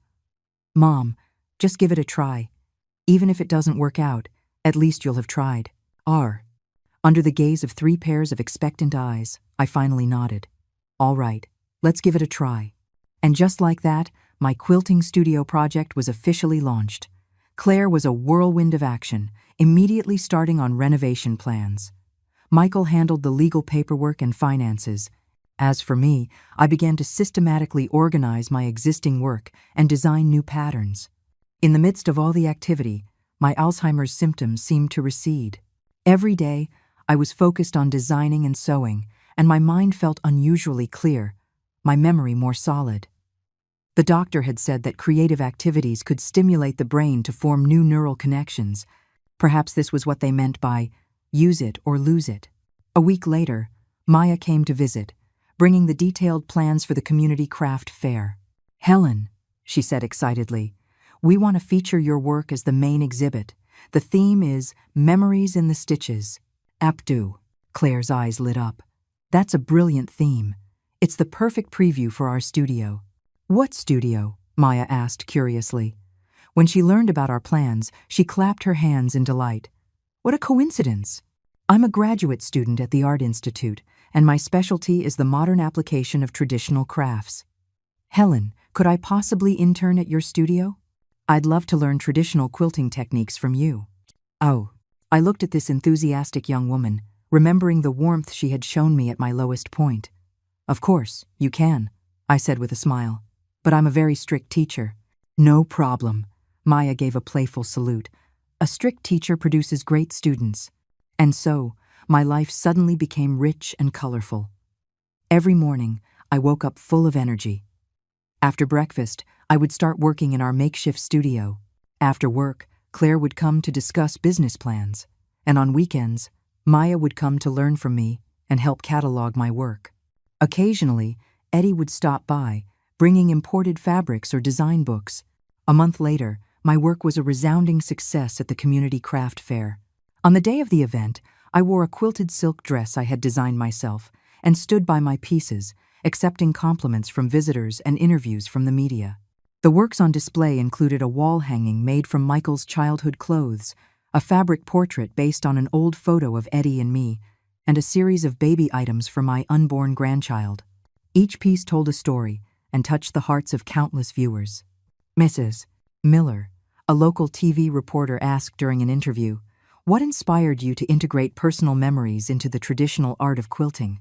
I looked at the camera and said calmly, "Life is like a quilt, pieced together from countless fragments. There is laughter and tears, reunion and separation. I use a needle and thread to stitch these fragments together, not for perfection, but for wholeness." My words were met with warm applause. In the crowd, I saw Michael's proud smile, Claire's emotional tears, Eddie's profound gaze, and Maya frantically taking pictures. In that moment, I felt a sense of fulfillment and happiness I had never known before. However, fate always seems to enjoy reminding me of my reality when I am at my happiest. During the reception after the exhibition, as I was accepting congratulations from several collectors, a familiar wave of dizziness washed over me. The scene before me began to distort, names vanished from my memory, and for a moment I couldn't even remember where I was. "Mrs. Miller, are you all right?" someone asked with concern. I opened my mouth, but no words came out. Panic flooded me. I knew the Alzheimer's was flaring up, and in front of everyone. Just then, a strong arm supported me. "My wife is just feeling a little faint from low blood sugar." Eddie's voice sounded beside me. "Excuse us, we need to step away for a moment," and he half carried, half guided me to a quiet room and helped me into a chair, then handed me a glass of water. "Helen, take a deep breath. Don't panic." I took a sip of water with a trembling hand, trying to steady my breathing. Gradually, my thoughts began to clear. "Thank you," I whispered. "I didn't want to, in front of so many people." "I know." He knelt down to look me in the eye. "Helen, why didn't you tell the children your condition is getting worse?" I gave a weak smile. "They're so full of hope right now. The studio is just getting started. I don't want to extinguish that flame. But pushing yourself like this is more dangerous," Eddie said, his voice uncharacteristically sharp. "If I hadn't noticed something was wrong today—" "Eddie," I said softly, using the name I hadn't spoken in years, "promise me you won't tell them. At least not yet. Just give me a little more time." He looked at me, then finally sighed. "All right, but you have to promise me you won't overwork yourself and that you'll go for regular checkups." I nodded. Just then, we heard footsteps outside the door. Claire and Michael had come looking for us, their faces etched with worry. "Helen, what happened?" Claire rushed over and took my hand. "It's nothing. I'm just a little tired," I said with a forced smile. Michael frowned. "Mom, you look very pale. Let's go home." "No," I shook my head. "There are still so many guests." "Leave it to Maya and me," Claire said firmly. "Michael, you take Helen home to rest." And so, my son escorted me home. On the way, he kept looking at me with concern. "Mom, did you have another memory lapse?" "No." I patted his hand. "I just stood for too long. My back is sore." Back at home, Michael insisted on staying with me. We sat on the balcony, looking out at the city lights, and talked about the past funny stories from his childhood, my difficult but hopeful years. Strangely, those distant memories were crystal clear, as if they had happened just yesterday. "Mom," Michael said suddenly, "no matter what happens, I will always be here with you." My heart tightened. "Why do you say that all of a sudden?" "I know your illness might get worse," his voice choked, "but don't be afraid. You won't have to face it alone." Tears streamed down my face. So, my son knew everything. He had simply chosen to protect my dignity and hope from the shadows. That night, lying in bed, I thought about the day's roller coaster of emotions, from the joy of the exhibition's success to the terror of the public episode, and finally, the quiet love of my family. Life truly is like one of my quilts, made of pieces of every color, bright and dark, happy and sad. But as long as the needle is in my hand, I can keep sewing, right up to the very last stitch. The success of the community exhibition fast-tracked the preparations for our studio. The space Eddie provided was in a prime location in the Arts District, small but with excellent natural light. Claire hired a designer who divided the space into a gallery, a workshop, and a small tea corner, creating a style that was modern and minimalist, yet retained a touch of traditional warmth. "Helen, what do you think of this logo design?" Claire asked one evening, excitedly showing me her tablet. It combined the elements of a needle, thread, and fabric to form the word memory. End of quote. I was touched by her thoughtfulness. "It's beautiful. It's so professional. Can I really run a studio like this?" "You just focus on creating," she said, taking my hand. "Leave the rest to me. Your work is the best advertisement we could ask for." Looking at the passion in my daughter-in-law's eyes, a warmth spread through me. Not long ago, this girl was a thorn in my side. Now, she was my staunchest supporter. Life's turns are strange and wonderful. During the renovation, I visited the site every day. While the construction workers were busy, I would sit on a makeshift stool and work on a new piece, a 100 Good Wishes quilt for my unborn grandchild. Each patch was cut from Michael's childhood clothes, infused with a mother's love and blessings. Maya came by almost every day, helping me catalog my work and documenting the inspiration and techniques for each piece. "Helen," she said, snapping photos, "we should record all of this. You could publish a book one day." "Don't be silly," I laughed. "It's just a homemade craft." "It's not," Maya said seriously. "You've elevated traditional quilting to an art form. Look at this color gradient, this pattern combination, it's so expressive." The young woman's enthusiasm was contagious, making me reevaluate the skills I had long taken for granted. Perhaps my needlework was more than just a means of survival. Perhaps it was an art form, a vessel for emotion. One rainy afternoon, Eddie stopped by the shop to check on the progress. Maya was out buying supplies, so it was just me, sewing the Good Wishes quilt. "What are you working on?" he asked, closing his umbrella and walking over. "A blanket for my future grandchild," I smiled, showing him the half-finished piece. "I'm using fabric from Michael's old clothes." Eddie gently touched the stitches on the quilt, his eyes soft. "Your hands are as skilled as ever." After a pause, he added, "Helen, I've been doing a lot of research on Alzheimer's disease." My needle stopped. "Eddie, we agreed." "I'm not trying to interfere," he explained quickly. "I just wanted to tell you that there are some new drugs and therapies that might help. I have some medical connections overseas if you need them." "Thank you," I said softly, "but I'm doing okay right now. When I'm working with my hands, my mind is surprisingly clear. The doctor said that's the best therapy." "Oh." He nodded, not pushing the matter. After a moment of silence, he asked suddenly, "Do you remember the first time we met?" I looked up, my gaze drifting past the rain-streaked window as if back 35 years. It was at a social event organized by the factory's youth league. You were the new manager, giving a speech. The cuff of your white shirt had an ink stain on it. Eddie's eyes lit up. "You remember that so clearly." End quote. "And after that," I smiled at the memory, "you often found excuses to inspect the workshop, just to get a glimpse of me. One time, I pricked my finger with a needle, and you were so nervous you almost called an ambulance." We looked at each other and smiled, lost in our shared memories. The rain grew heavier, drumming against the window pane, creating a small, insulated world for just the two of us. "Helen," Eddie said suddenly, his voice low, "all these years, I've wondered if I had been braver back then, if I had ignored my family's objections." "Eddie," I interrupted, "there are no what-ifs in life. We both have our own families and children now. The way things are is fine." He looked at me intently, then finally sighed. "You're right. It's just, seeing you in your current situation, I can't help but wonder." The doorbell chimed, and Maya returned with supplies, breaking the spell. Eddie quickly resumed his role as an elder, asking a few questions about the studio's progress before taking his leave. Maya watched his retreating figure curiously. "Helen, Mr. Hayes is so kind to you." I lowered my head and continued sewing.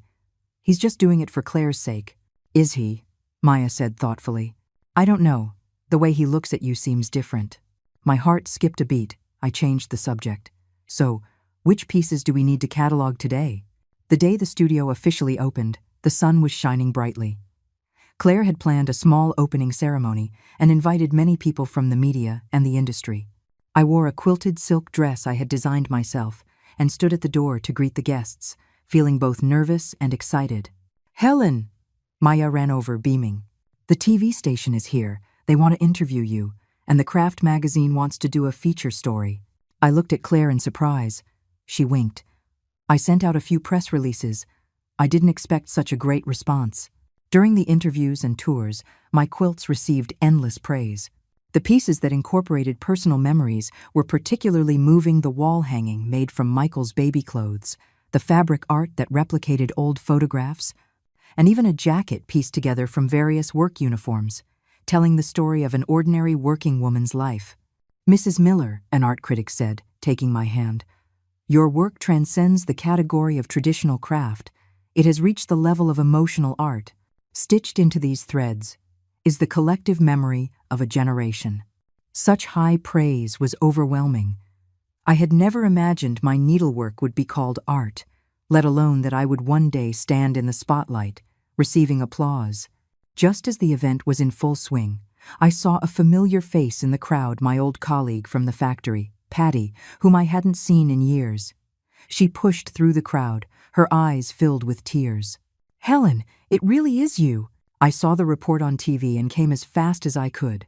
"Patty," I exclaimed, hugging her tightly, "how many years has it been?" "Over 20 years, Patty patted my back. "Your son is all grown up, and he married such a beautiful wife." She looked around and lowered her voice. "Is that Mr. Hayes, the same young manager from back then?" My heart pounded. I never thought Patty would recognize Eddie after all this time. Back then, our romance had been the talk of the factory, ending with his sudden transfer. "Shh," I said, nervously glancing around. "Don't say anything." Patty nodded knowingly. "Don't worry, I get it." She touched the quilts on display. "Helen, you finally made it.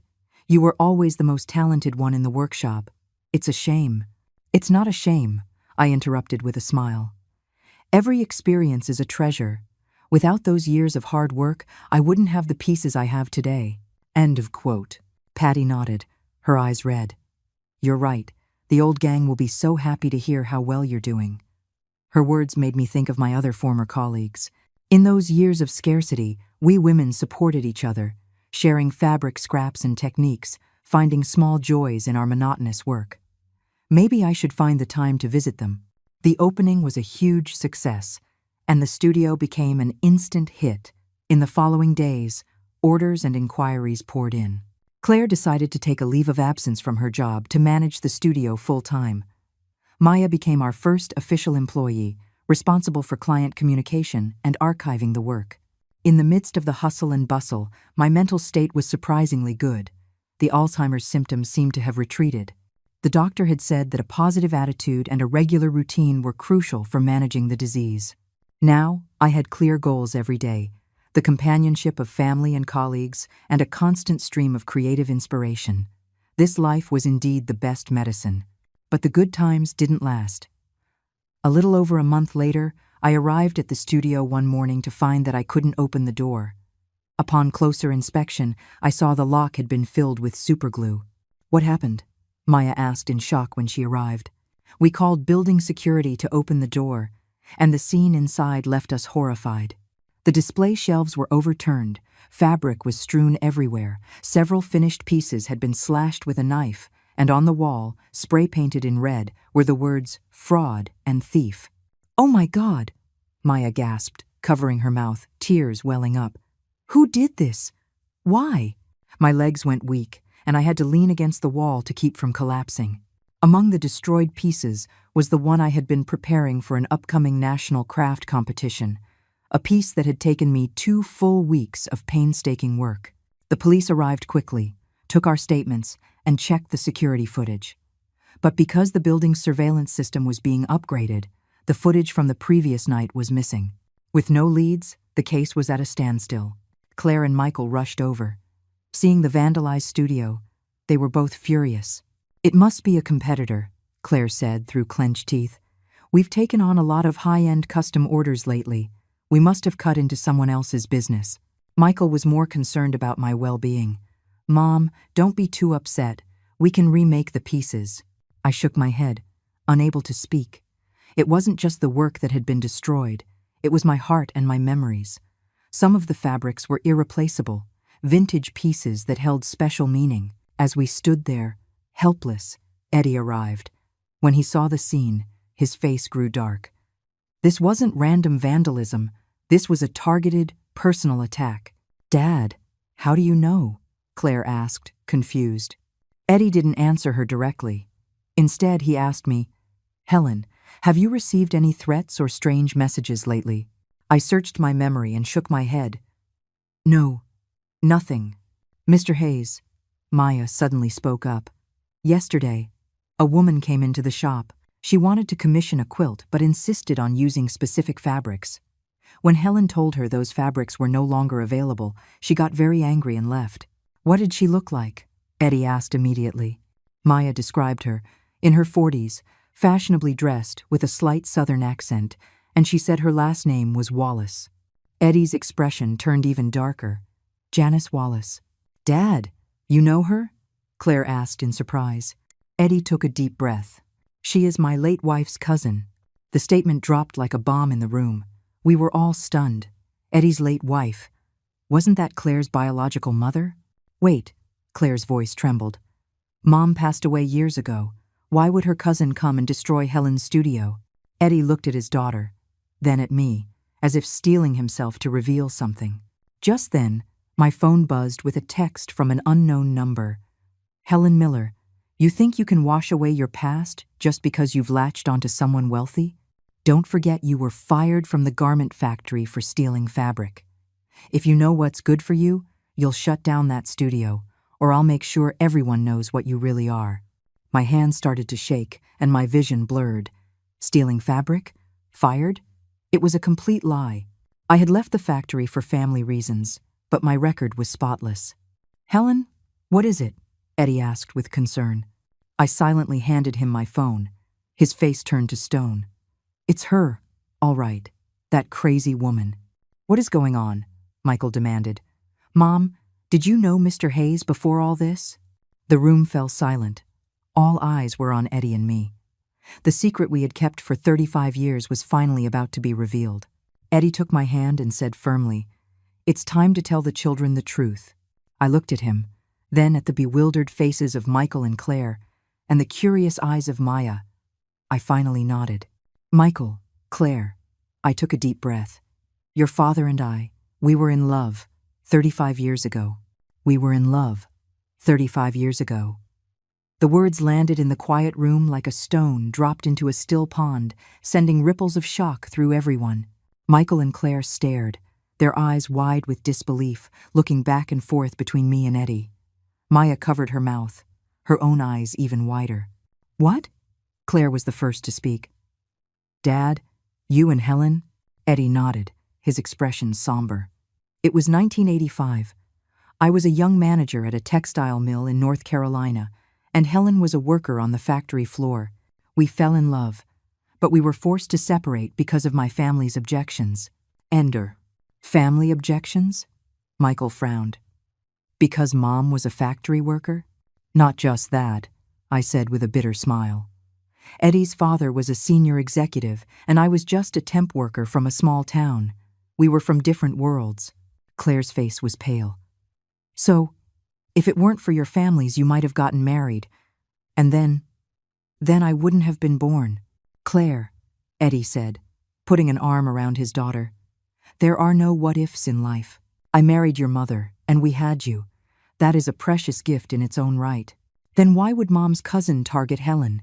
Claire pressed. Eddie sighed. "Janice was always fiercely loyal to your mother. After she passed, Janice somehow found out about my history with Helen.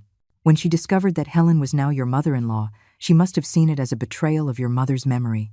I looked at Eddie in shock. "So she spread rumors and vandalized the studio? All for revenge?" "It's more than that," Eddie said gravely. "She has always hoped I would marry her daughter, your cousin, Claire. Helen's reappearance in my life ruined her plans. The tangled web of relationships left everyone speechless. I never imagined that a love affair from 35 years ago could cause such chaos today." Michael suddenly stepped to my side and took my hand. Mom, no matter what happened in the past, I'm on your side.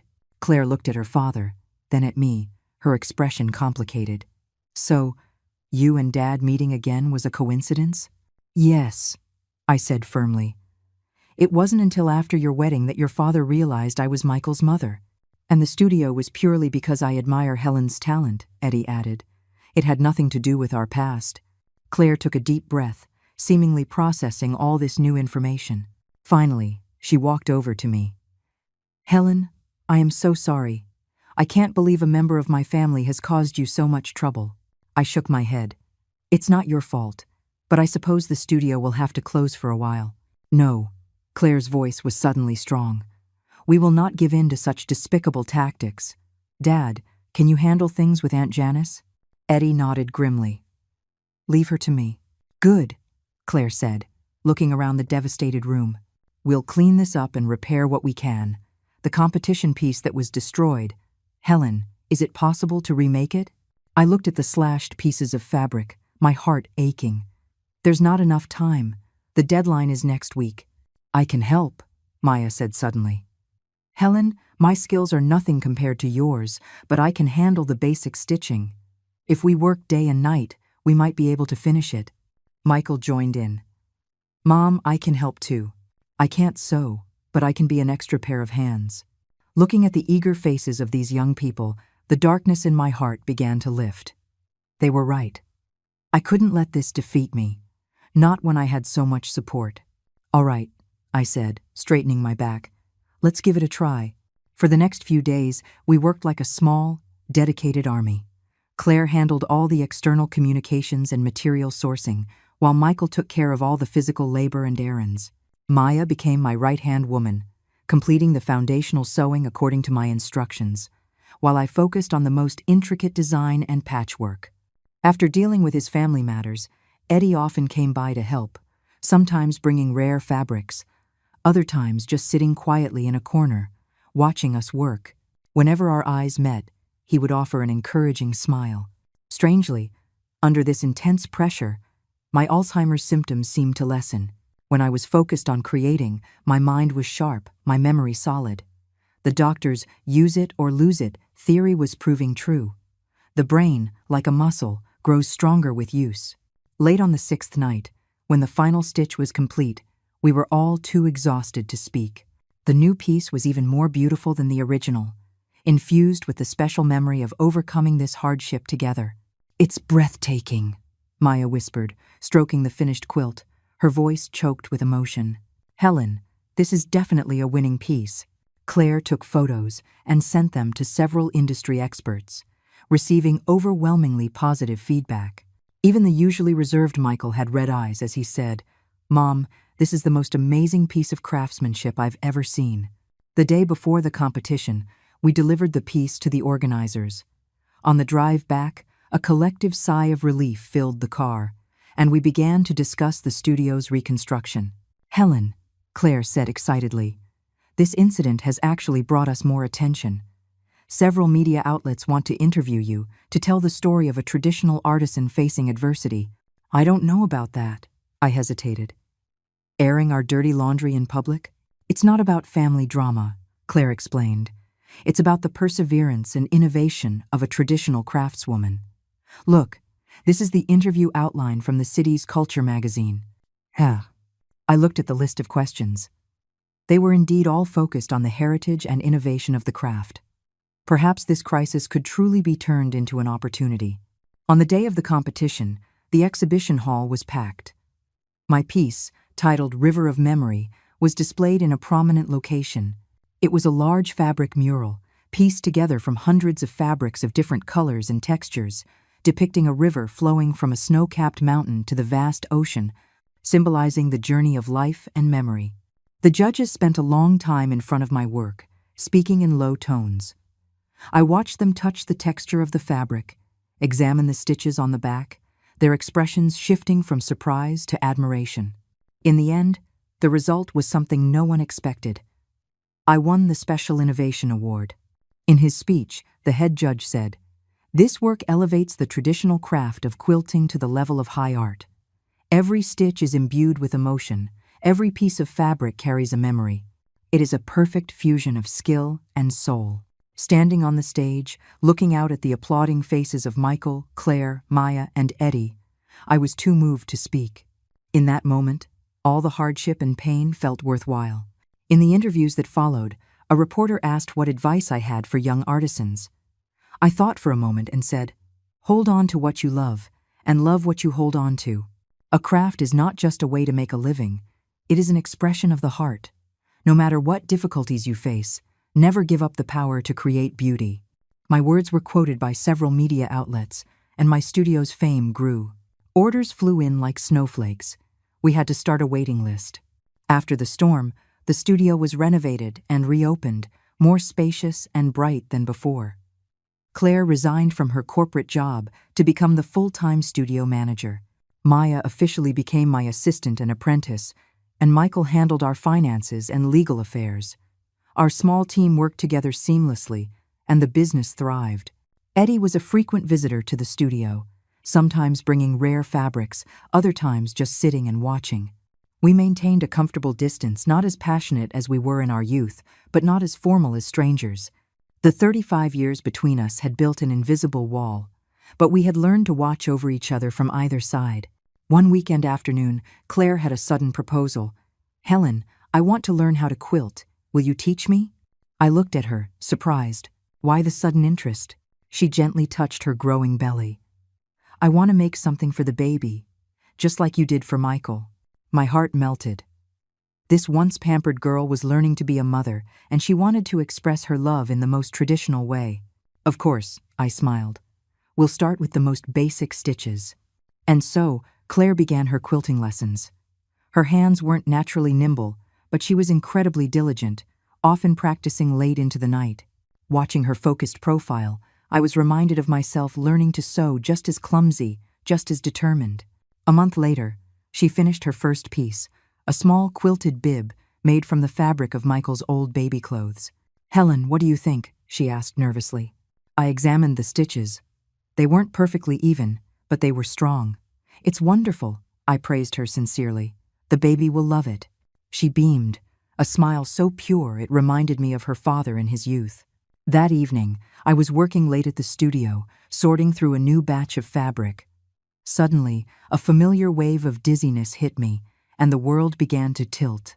I grabbed the workbench to steady myself, but knocked over a box of needles. "Helen!" Eddie's voice came from the doorway. He rushed over to support me. "Is it happening again?" I nodded, a cold sweat breaking out on my brow. This episode was worse than before. For a moment, I couldn't even remember where I was. Eddie helped me to a chair and poured me a glass of hot water. "You have to tell the children. This is too dangerous." "Just a little longer," I said weakly. "The studio is just getting on its feet, and Claire is pregnant." "Helen," he said, his voice firm, "they have a right to know the truth, especially Michael. He's your son." I was silent for a long moment, then finally nodded. "Wait until Claire is past her second trimester. The baby isn't stable yet." Eddie sighed, but didn't argue. He helped me pick up the scattered needles and then said, "Let me take you home." Walking through the cool night air, he asked suddenly, "Helen, if I had insisted on taking you with me all those years ago, what do you think would have happened?" I stopped and looked at his still handsome profile under the streetlight. "Eddie, there's no going back in life. The way things are now, it's good." He gave a sad smile. "Yes, at least we can still be friends." Friends. The word felt both intimate and distant. 35 years ago, we were lovers.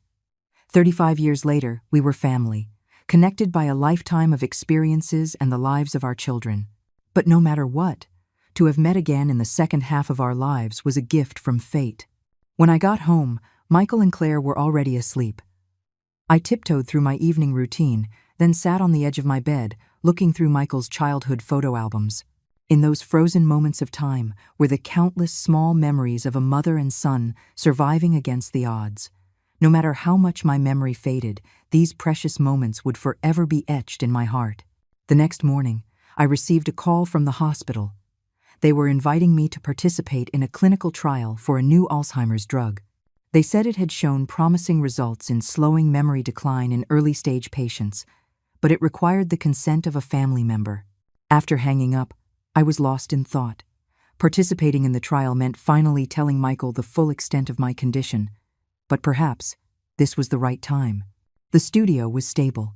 Claire was past her first trimester, and our family was at peace. Just as I was hesitating, my phone rang again. It was Claire.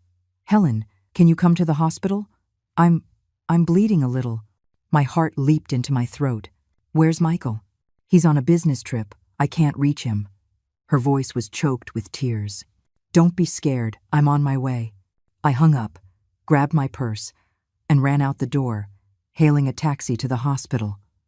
All the way there, I prayed for the baby to be safe. This daughter-in-law, who had once been my adversary, had become an important person in my life, and the child in her womb was the continuation of my bloodline. At the hospital's maternity ward, Claire was lying on an examination bed, her face pale. The doctor said it was a threatened miscarriage, and she needed immediate bed rest. "Helen," she cried when she saw me, "I'm so scared." I took her hand and soothed her. "Don't worry. The doctor said you'll be fine as long as you rest. Have you reached Michael yet?" She shook her head. "He's still on the plane." "Then I'll stay with you," I said firmly. "I won't leave your side." And so, I stayed at the hospital for 3 days, until Michael rushed back. During those 3 days, I took care of Claire's every need, telling her funny stories about Michael's childhood and teaching her quilting stitches to distract her. We were as close as a real mother and daughter. On the day she was discharged, the doctor instructed Claire to have complete bed rest at home for at least 2 weeks. Back home, I made all sorts of nutritious meals for her, made sure she took her medication on time, and even helped her wash her hair and bathe. These acts of intimacy would have been unimaginable before. One night, I got up to check on her and found her in the nursery, stroking the little quilted bib she had made, tears streaming down her face. "Claire?" I called softly. She rushed into my arms. "Helen, thank you. Thank you for not holding a grudge against me, for being so good to me." And I patted her back. "Silly girl, we're family." "Helen," she said, looking up, her eyes blurry with tears. "I want you to promise me something." "What is it?" If one day you," she hesitated, choosing her words carefully, "if you need to be taken care of, please let me be the one to do it, just like you're taking care of me now." My heart jolted. Had she somehow found out? "Claire." "Michael told me," she said softly. "About your condition, Helen, don't worry. We will be with you. Always." My eyes filled with tears, and I couldn't speak. So Michael had known all along, and Claire, far from being resentful, was making me such a promise. In that moment, all the suffering felt worthwhile. The next day, I brought up the clinical trial myself. Michael signed the consent form with red eyes, then hugged me tightly. "Mom, everything is going to be all right." I nodded, my heart full of hope. Yes, everything was going to be all right. No matter how much my memory faded, love would always remain, like the quilts I sewed one stitch at a time, a thread that would never break. The clinical trial required regular hospital visits for checkups and medication, and either Michael or Claire accompanied me every time, despite my insistence that I could go by myself. "Mom, you can't go out alone anymore," Michael said firmly.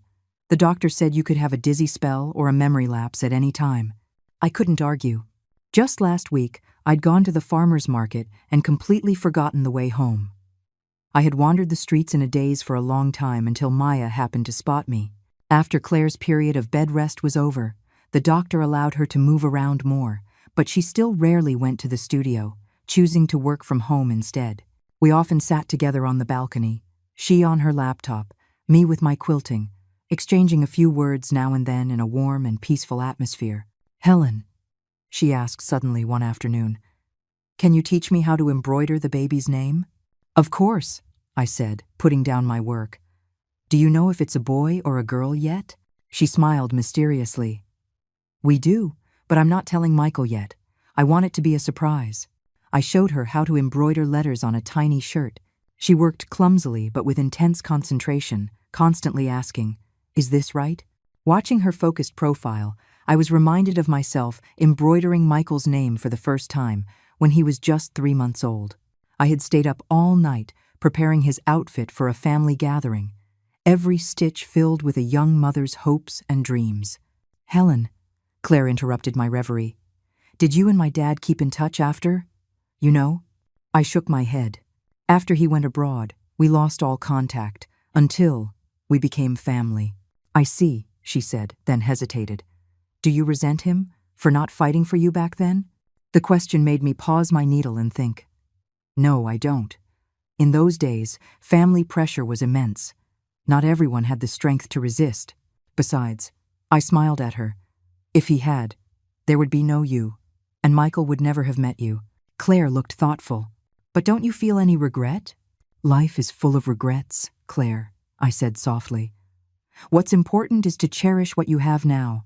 She nodded and went back to her embroidery, then suddenly said, "Helen, I think Dad is still in love with you." My needle nearly pricked my finger. "Don't be ridiculous." "I'm serious," she said earnestly. "The way he looks at you is different from how he looked at my mom. It's gentler, more nostalgic." I didn't know how to respond. I had, of course, sensed Eddie's special feelings for me, but we both knew that 35 years and the responsibilities of 2 families lay between us. There was no going back.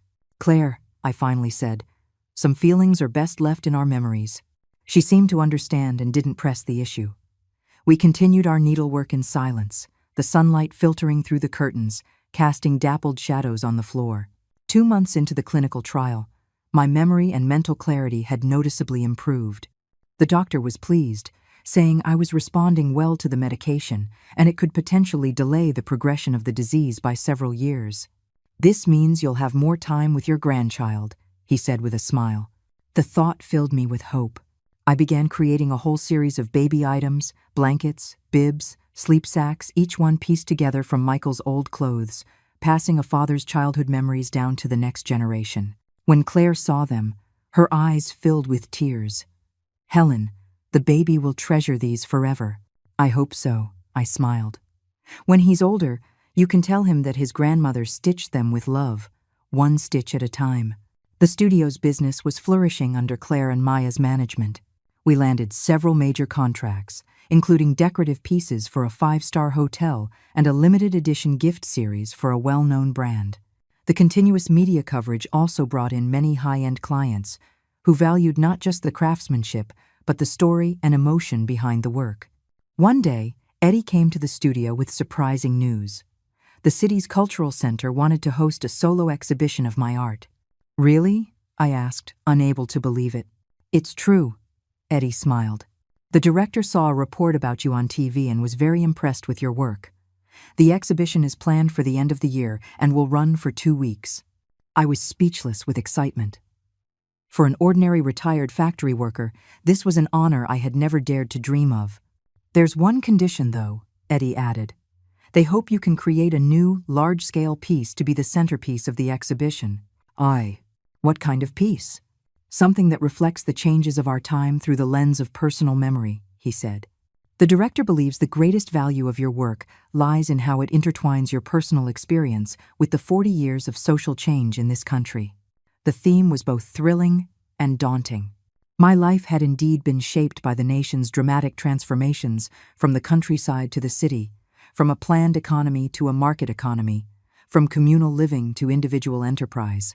Perhaps the story of a small figure against this grand backdrop was worth recording with a needle and thread. "I'll try," I finally agreed. In the following days, I threw myself into creating the new piece. Tentatively titled Threads of Time, the large-scale quilt would be divided into 4 sections: childhood, youth, middle age, and old age, each using different fabrics and stitching techniques to represent a different stage of life.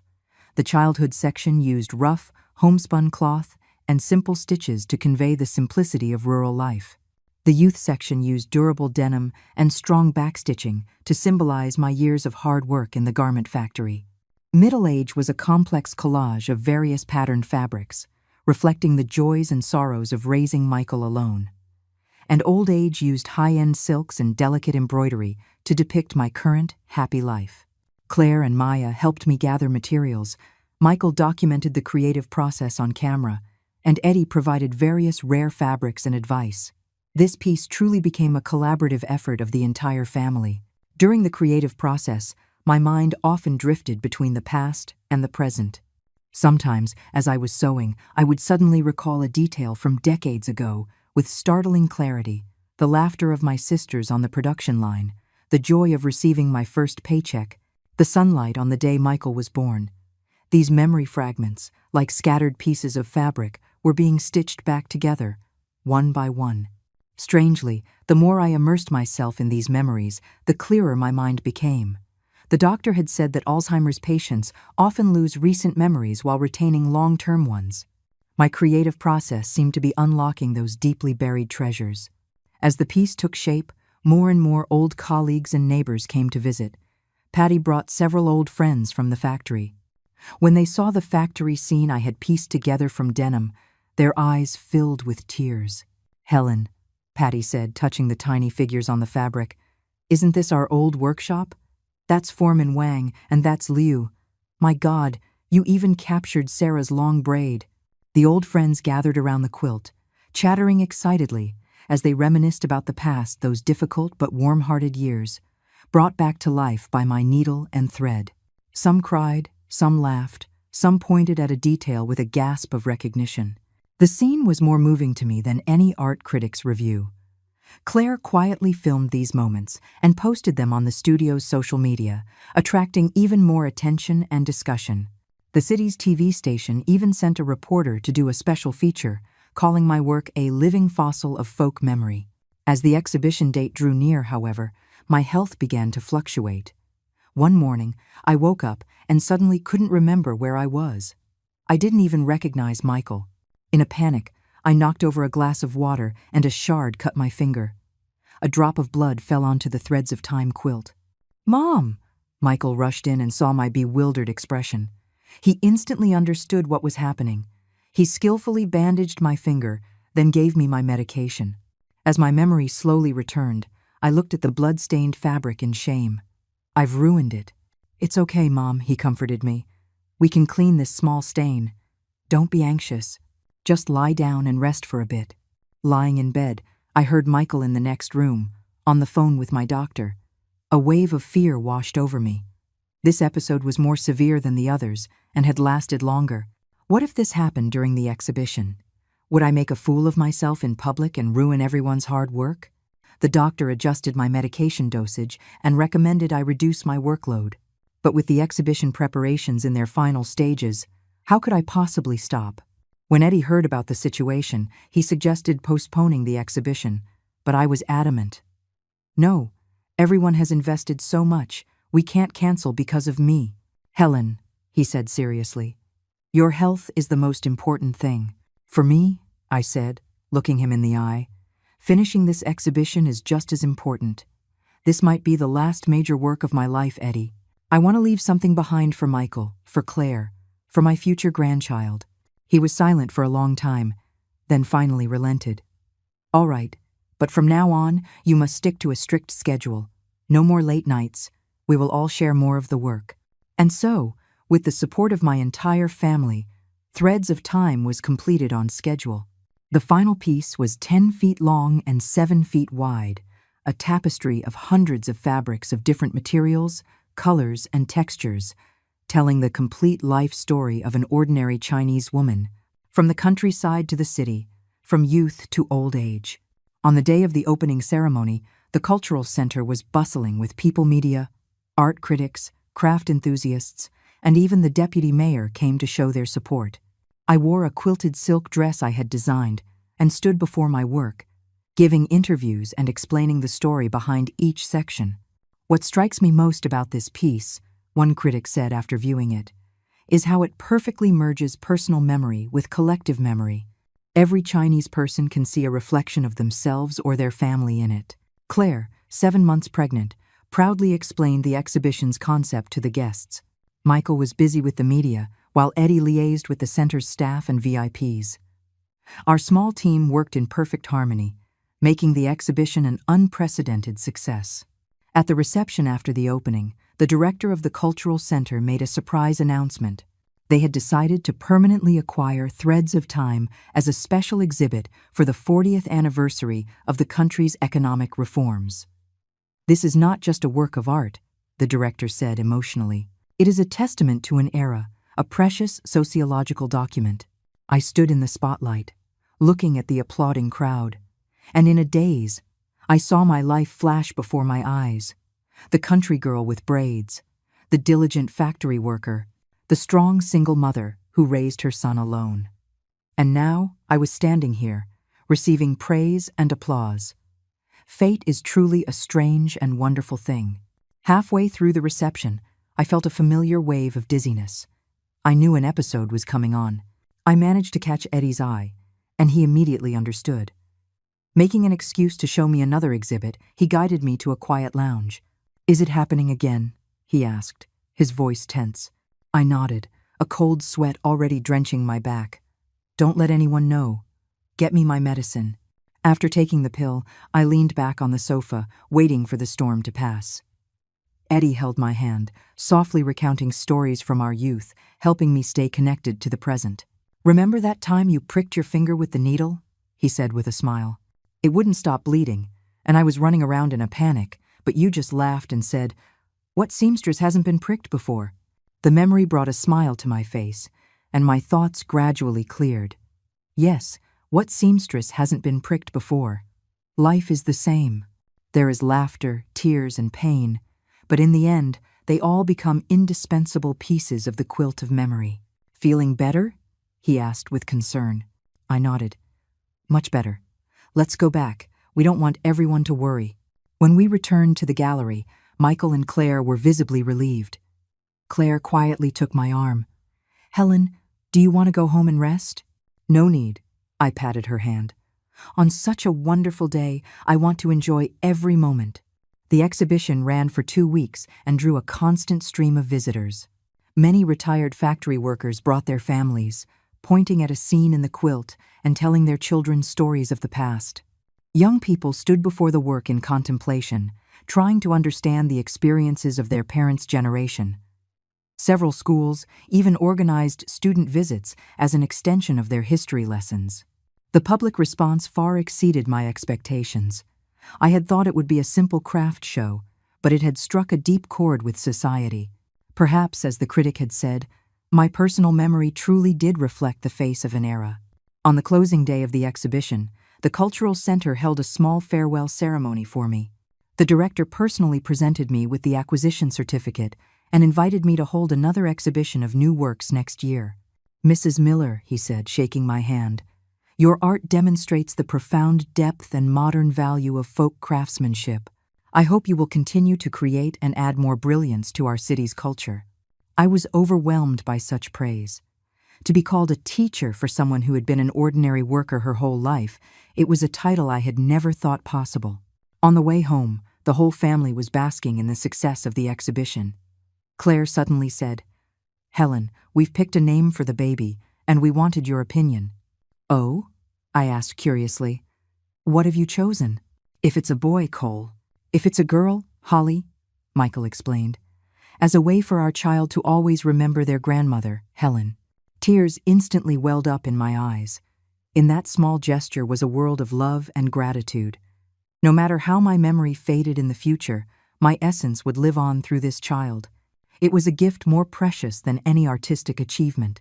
"They're beautiful names," I said, my voice thick with emotion. "So beautiful." And Eddie sat beside us, watching with a gentle smile, his eyes shining with a complex light. In that moment, I suddenly understood that although we had not become husband and wife, our lives were now inextricably linked through our children. This connection was perhaps more enduring and profound than marriage. That night, lying in bed, I reflected on the incredible past few months. From the conflict at the wedding to the founding of the studio, and now the success of the exhibition, my life had taken an unexpected turn at the age of 60. Alzheimer's had not defeated me. Instead, it had made me cherish every moment more, to create and love with more urgency. Outside, a bright moon hung in the sky. I gently touched the small, quilted baby outfit beside me, imagining the new life that would soon arrive. No matter how long my memory could hold, the love stitched into these threads would be passed on forever. Claire's due date was in early spring, but one morning in late February, her water broke suddenly, 3 weeks ahead of schedule. "Helen, Helen," she cried, knocking frantically on my door. "I think the baby's coming." I was instantly awake, calming her down while waking Michael. But to make matters worse, the city was buried under the biggest snowstorm of the year. The roads were treacherous, and the ambulance dispatcher said it would be at least 40 minutes before they could reach us. "We can't wait," I said, looking at Claire's increasingly frequent contractions. I made a split-second decision. "Michael, we're driving to the hospital ourselves." Michael's face was pale, his hands shaking so badly he could barely hold the car keys. I knew he was in no condition to drive safely. "I'll drive," I said decisively. "Mom," Michael stared at me in disbelief.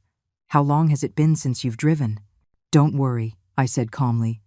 "In an emergency like this, my instincts are more reliable than your panic." It was true. I hadn't driven in years and should have been rusty, but in that moment, a strange sense of calm and focus enveloped me. It was as if I had reverted to my younger self, capable of handling any crisis. The Alzheimer's symptoms retreated in the face of the primal instinct to protect my family. The road conditions were horrendous, with near-zero visibility. I gripped the steering wheel, driving as fast as I safely could. In the back seat, Michael held a moaning Claire, constantly encouraging her. "Mom, turn left at the next intersection." "No, right," Michael corrected himself frantically. But at the intersection, I unhesitatingly turned right. "Mom, it's left. The hospital is that way," Michael shouted. "The right is shorter," I said firmly. "They opened a new access road 2 years ago. It leads directly to the emergency entrance." Michael was stunned. "You remember that?" I didn't answer, focusing on navigating the snow-covered, potholed road. Strangely, this new route, which I theoretically shouldn't have remembered, was now mapped out clearly in my mind. Every turn, every landmark was familiar. 15 minutes later, we miraculously arrived at the hospital. The medical staff, alerted by our call, were ready and immediately wheeled Claire into the delivery room.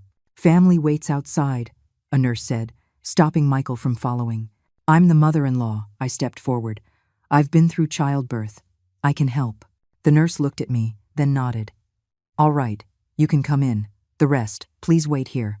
In the delivery room, Claire was drenched in sweat from the pain. Seeing me was like grabbing a lifeline. "Helen, it hurts so much." "Ah." I took her hand and wiped the sweat from her forehead. "Breathe, Claire. Follow my rhythm. That's it." For the next 2 hours, I stayed by her side, coaching her breathing, encouraging her to push, just as my own mother had done for me. During the lulls between contractions, I even told her the story of Michael's birth. "He made me wait for a whole day and night before he decided to come out," I said. "He was a stubborn baby." Claire managed a weak smile. "He was," I said, gently stroking her hair. "But after he was born, he was so good. He rarely cried. I hope this little one is just the same." As the first rays of morning sun streamed through the window, a loud, healthy cry announced the arrival of a new life. "It's a boy," the doctor declared happily. 6 pounds, 3 ounces. A bit early, but perfectly healthy. Claire was exhausted but smiled through her tears of joy. "Cole, welcome to the world, Cole." End of. After the nurses cleaned and swaddled the baby, they handed him to Claire for a moment before placing him in my arms. Looking at this tiny, wrinkled creature, tears streamed down my face. This was my grandson, the continuation of my bloodline, a new hope for the future.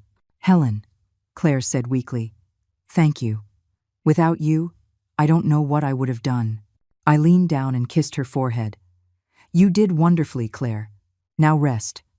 Michael and I will take care of the little one."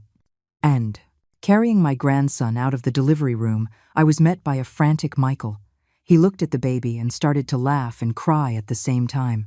"Mom, that's my son. I'm a father." "Yes," I said, carefully placing the baby in his arms. "You're a father. This is Cole, your son, and my grandson." Michael held the baby, his movements clumsy but gentle. Then he remembered something. "Mom, how did you know about that new road? Even I forgot about it. I paused, puzzled myself. I don't know. It just came to me.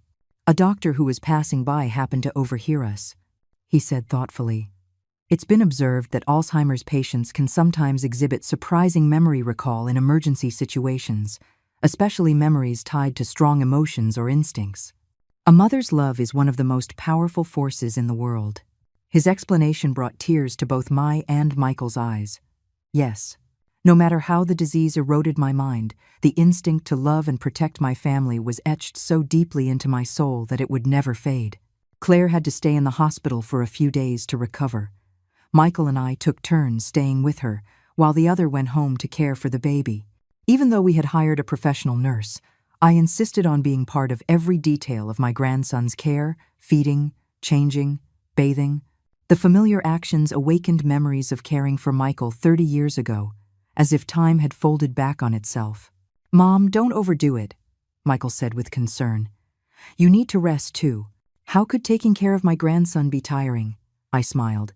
"This is a joy." Little Cole was indeed as well behaved as his father had been. He ate, he slept, and he rarely fussed. When he opened his clear eyes and looked at me, I saw Michael as a newborn, and the pure miracle of life struck my heart all over again. After Claire came home, our life as a 3-generation household officially began. It was chaotic, but filled with laughter. After my quilt, Threads of Time, was acquired by the Cultural Center, the studio received even more high-end orders. Claire managed the business remotely from home, planning to return full-time when the baby was a little older. One warm spring afternoon, the whole family was on the balcony. Enjoying the Sunday, Claire held a sleeping Cole.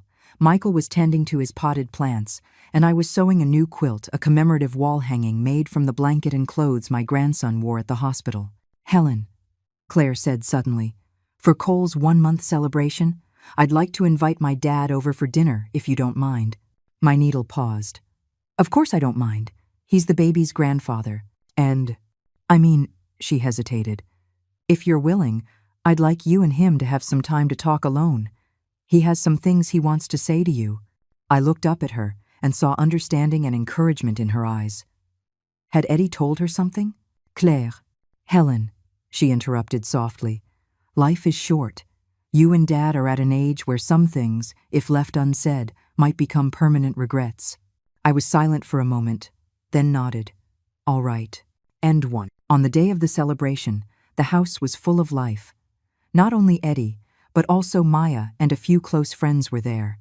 Little Cole was the center of attention, dressed in a quilted outfit I had made, looking like a proud little prince. After the guests left, Claire and Michael made an excuse to take the baby for a walk in the park, leaving Eddie and me alone on the balcony. The spring sunset painted everything in gold, and the breeze carried the scent of flowers. "Helen," Eddie broke the silence, "I've wanted to say something to you for a long time." I nervously clutched my teacup. "Yes?" 35 years ago. He looked directly into my eyes. "I didn't have the courage to stand up to my family, and I gave you up. It has been the biggest regret of my life. Eddie, let's not talk about the past." "No, let me finish," he insisted. "Over the years, I built a successful career and had a good family, but in the quiet of the night, I would always wonder, what if I had been braver? What would our lives be like now?" I looked at the silver in his hair and remembered the young manager who had bribed a security guard to let me listen to the radio while I worked the late shift. Time had passed. We were no longer young. "Meeting you again," he continued. "Seeing you still so strong, so kind, so talented. Eddie," I said softly, "we're old now. You have your life, I have mine. The way things are is good." "No, it's not good enough," he said, his voice thick with emotion. "Helen, I want to take care of you, openly and honestly. I want to face this Alzheimer's with you, as your husband." I stared at him in shock. "What are you saying?" "I am asking you to marry me, Helen Miller." He knelt on one knee and took a small velvet box from his pocket. "Not out of pity or a sense of duty, but because I love you. I have loved you since we were young, and I have never stopped." The diamond ring in the box sparkled in the sunset like a single solidified tear. My vision blurred, and my heart was a whirlwind of emotions. "Eddie, this is too sudden." The children. The children are supportive, he said quickly. Claire figured it out a long time ago. And Michael said, all that matters is your happiness. Helen, we're not young anymore. We don't have much time left. I took a deep breath, trying to calm my racing heart. What about the studio? And Claire? And the baby? Everything will stay the same. We can live across the hall, or buy a bigger house together. You can work when you want to, rest when you need to. I want the right to be by your side, to face every day that's to come. End of 4. Looking into his earnest eyes, I suddenly understood that this might be our last chance. Alzheimer's would gradually steal my memories and my abilities. He didn't want to be a bystander in that process. He wanted to be my legal partner, with the right to stand by my side in every difficult moment. Eddie, I said, my voice choked, what if one day I don't even recognize you anymore? He took my hand. Then I will reintroduce myself to you every single day until you remember. Helen, memories may fade, but love does not. It's like your quilts. Even if one patch of fabric fades, the whole piece is still beautiful. His metaphor touched me deeply. Yes, life is like a quilt, pieced together from countless fragments of memory. Even if some pieces fade or are lost, the overall pattern is still whole, still worthy of being cherished. Okay, I whispered, holding out my left hand. Yes. He took my hand, his own trembling, and slid the ring onto my finger. Then we held each other, like two travelers who had finally found their way home. When Michael and Claire returned with the baby, they saw the rings on our hands and broke into knowing smiles. Little Cole seemed to sense the joyful atmosphere and giggled in his mother's arms. Grandma's little darling, I said, taking my grandson and kissing his soft cheek. Grandma has some good news for you. And so, in my 61st year, after all the ups and downs of my life, I was engaged again. This time, our marriage would be about more than just love. It would be about companionship, understanding, and the courage to face the future together. The wedding was planned for the fall, a simple and warm affair. I made my own wedding dress, a quilted one, of course, incorporating fabric from all the important moments of my life. Eddie arranged for the ceremony to be held by a lake, at the same spot where we had said our first goodbyes 35 years earlier. The Alzheimer's is still there. The medication only slows its progress, but I am no longer afraid. I know that no matter how my memories fade, the things I have created, the love I have given, and the lives I have touched will endure. It is like the quilting skills I passed on to Claire, which she is now passing on to Maya, and which will one day be passed on to little Cole. One stitch at a time, from one generation to the next. Life is the fabric, and time is the needle. There is the pain of tearing, the strength of mending, and the creativity of piecing it all together to finally create a unique and beautiful tapestry. And that is more than enough.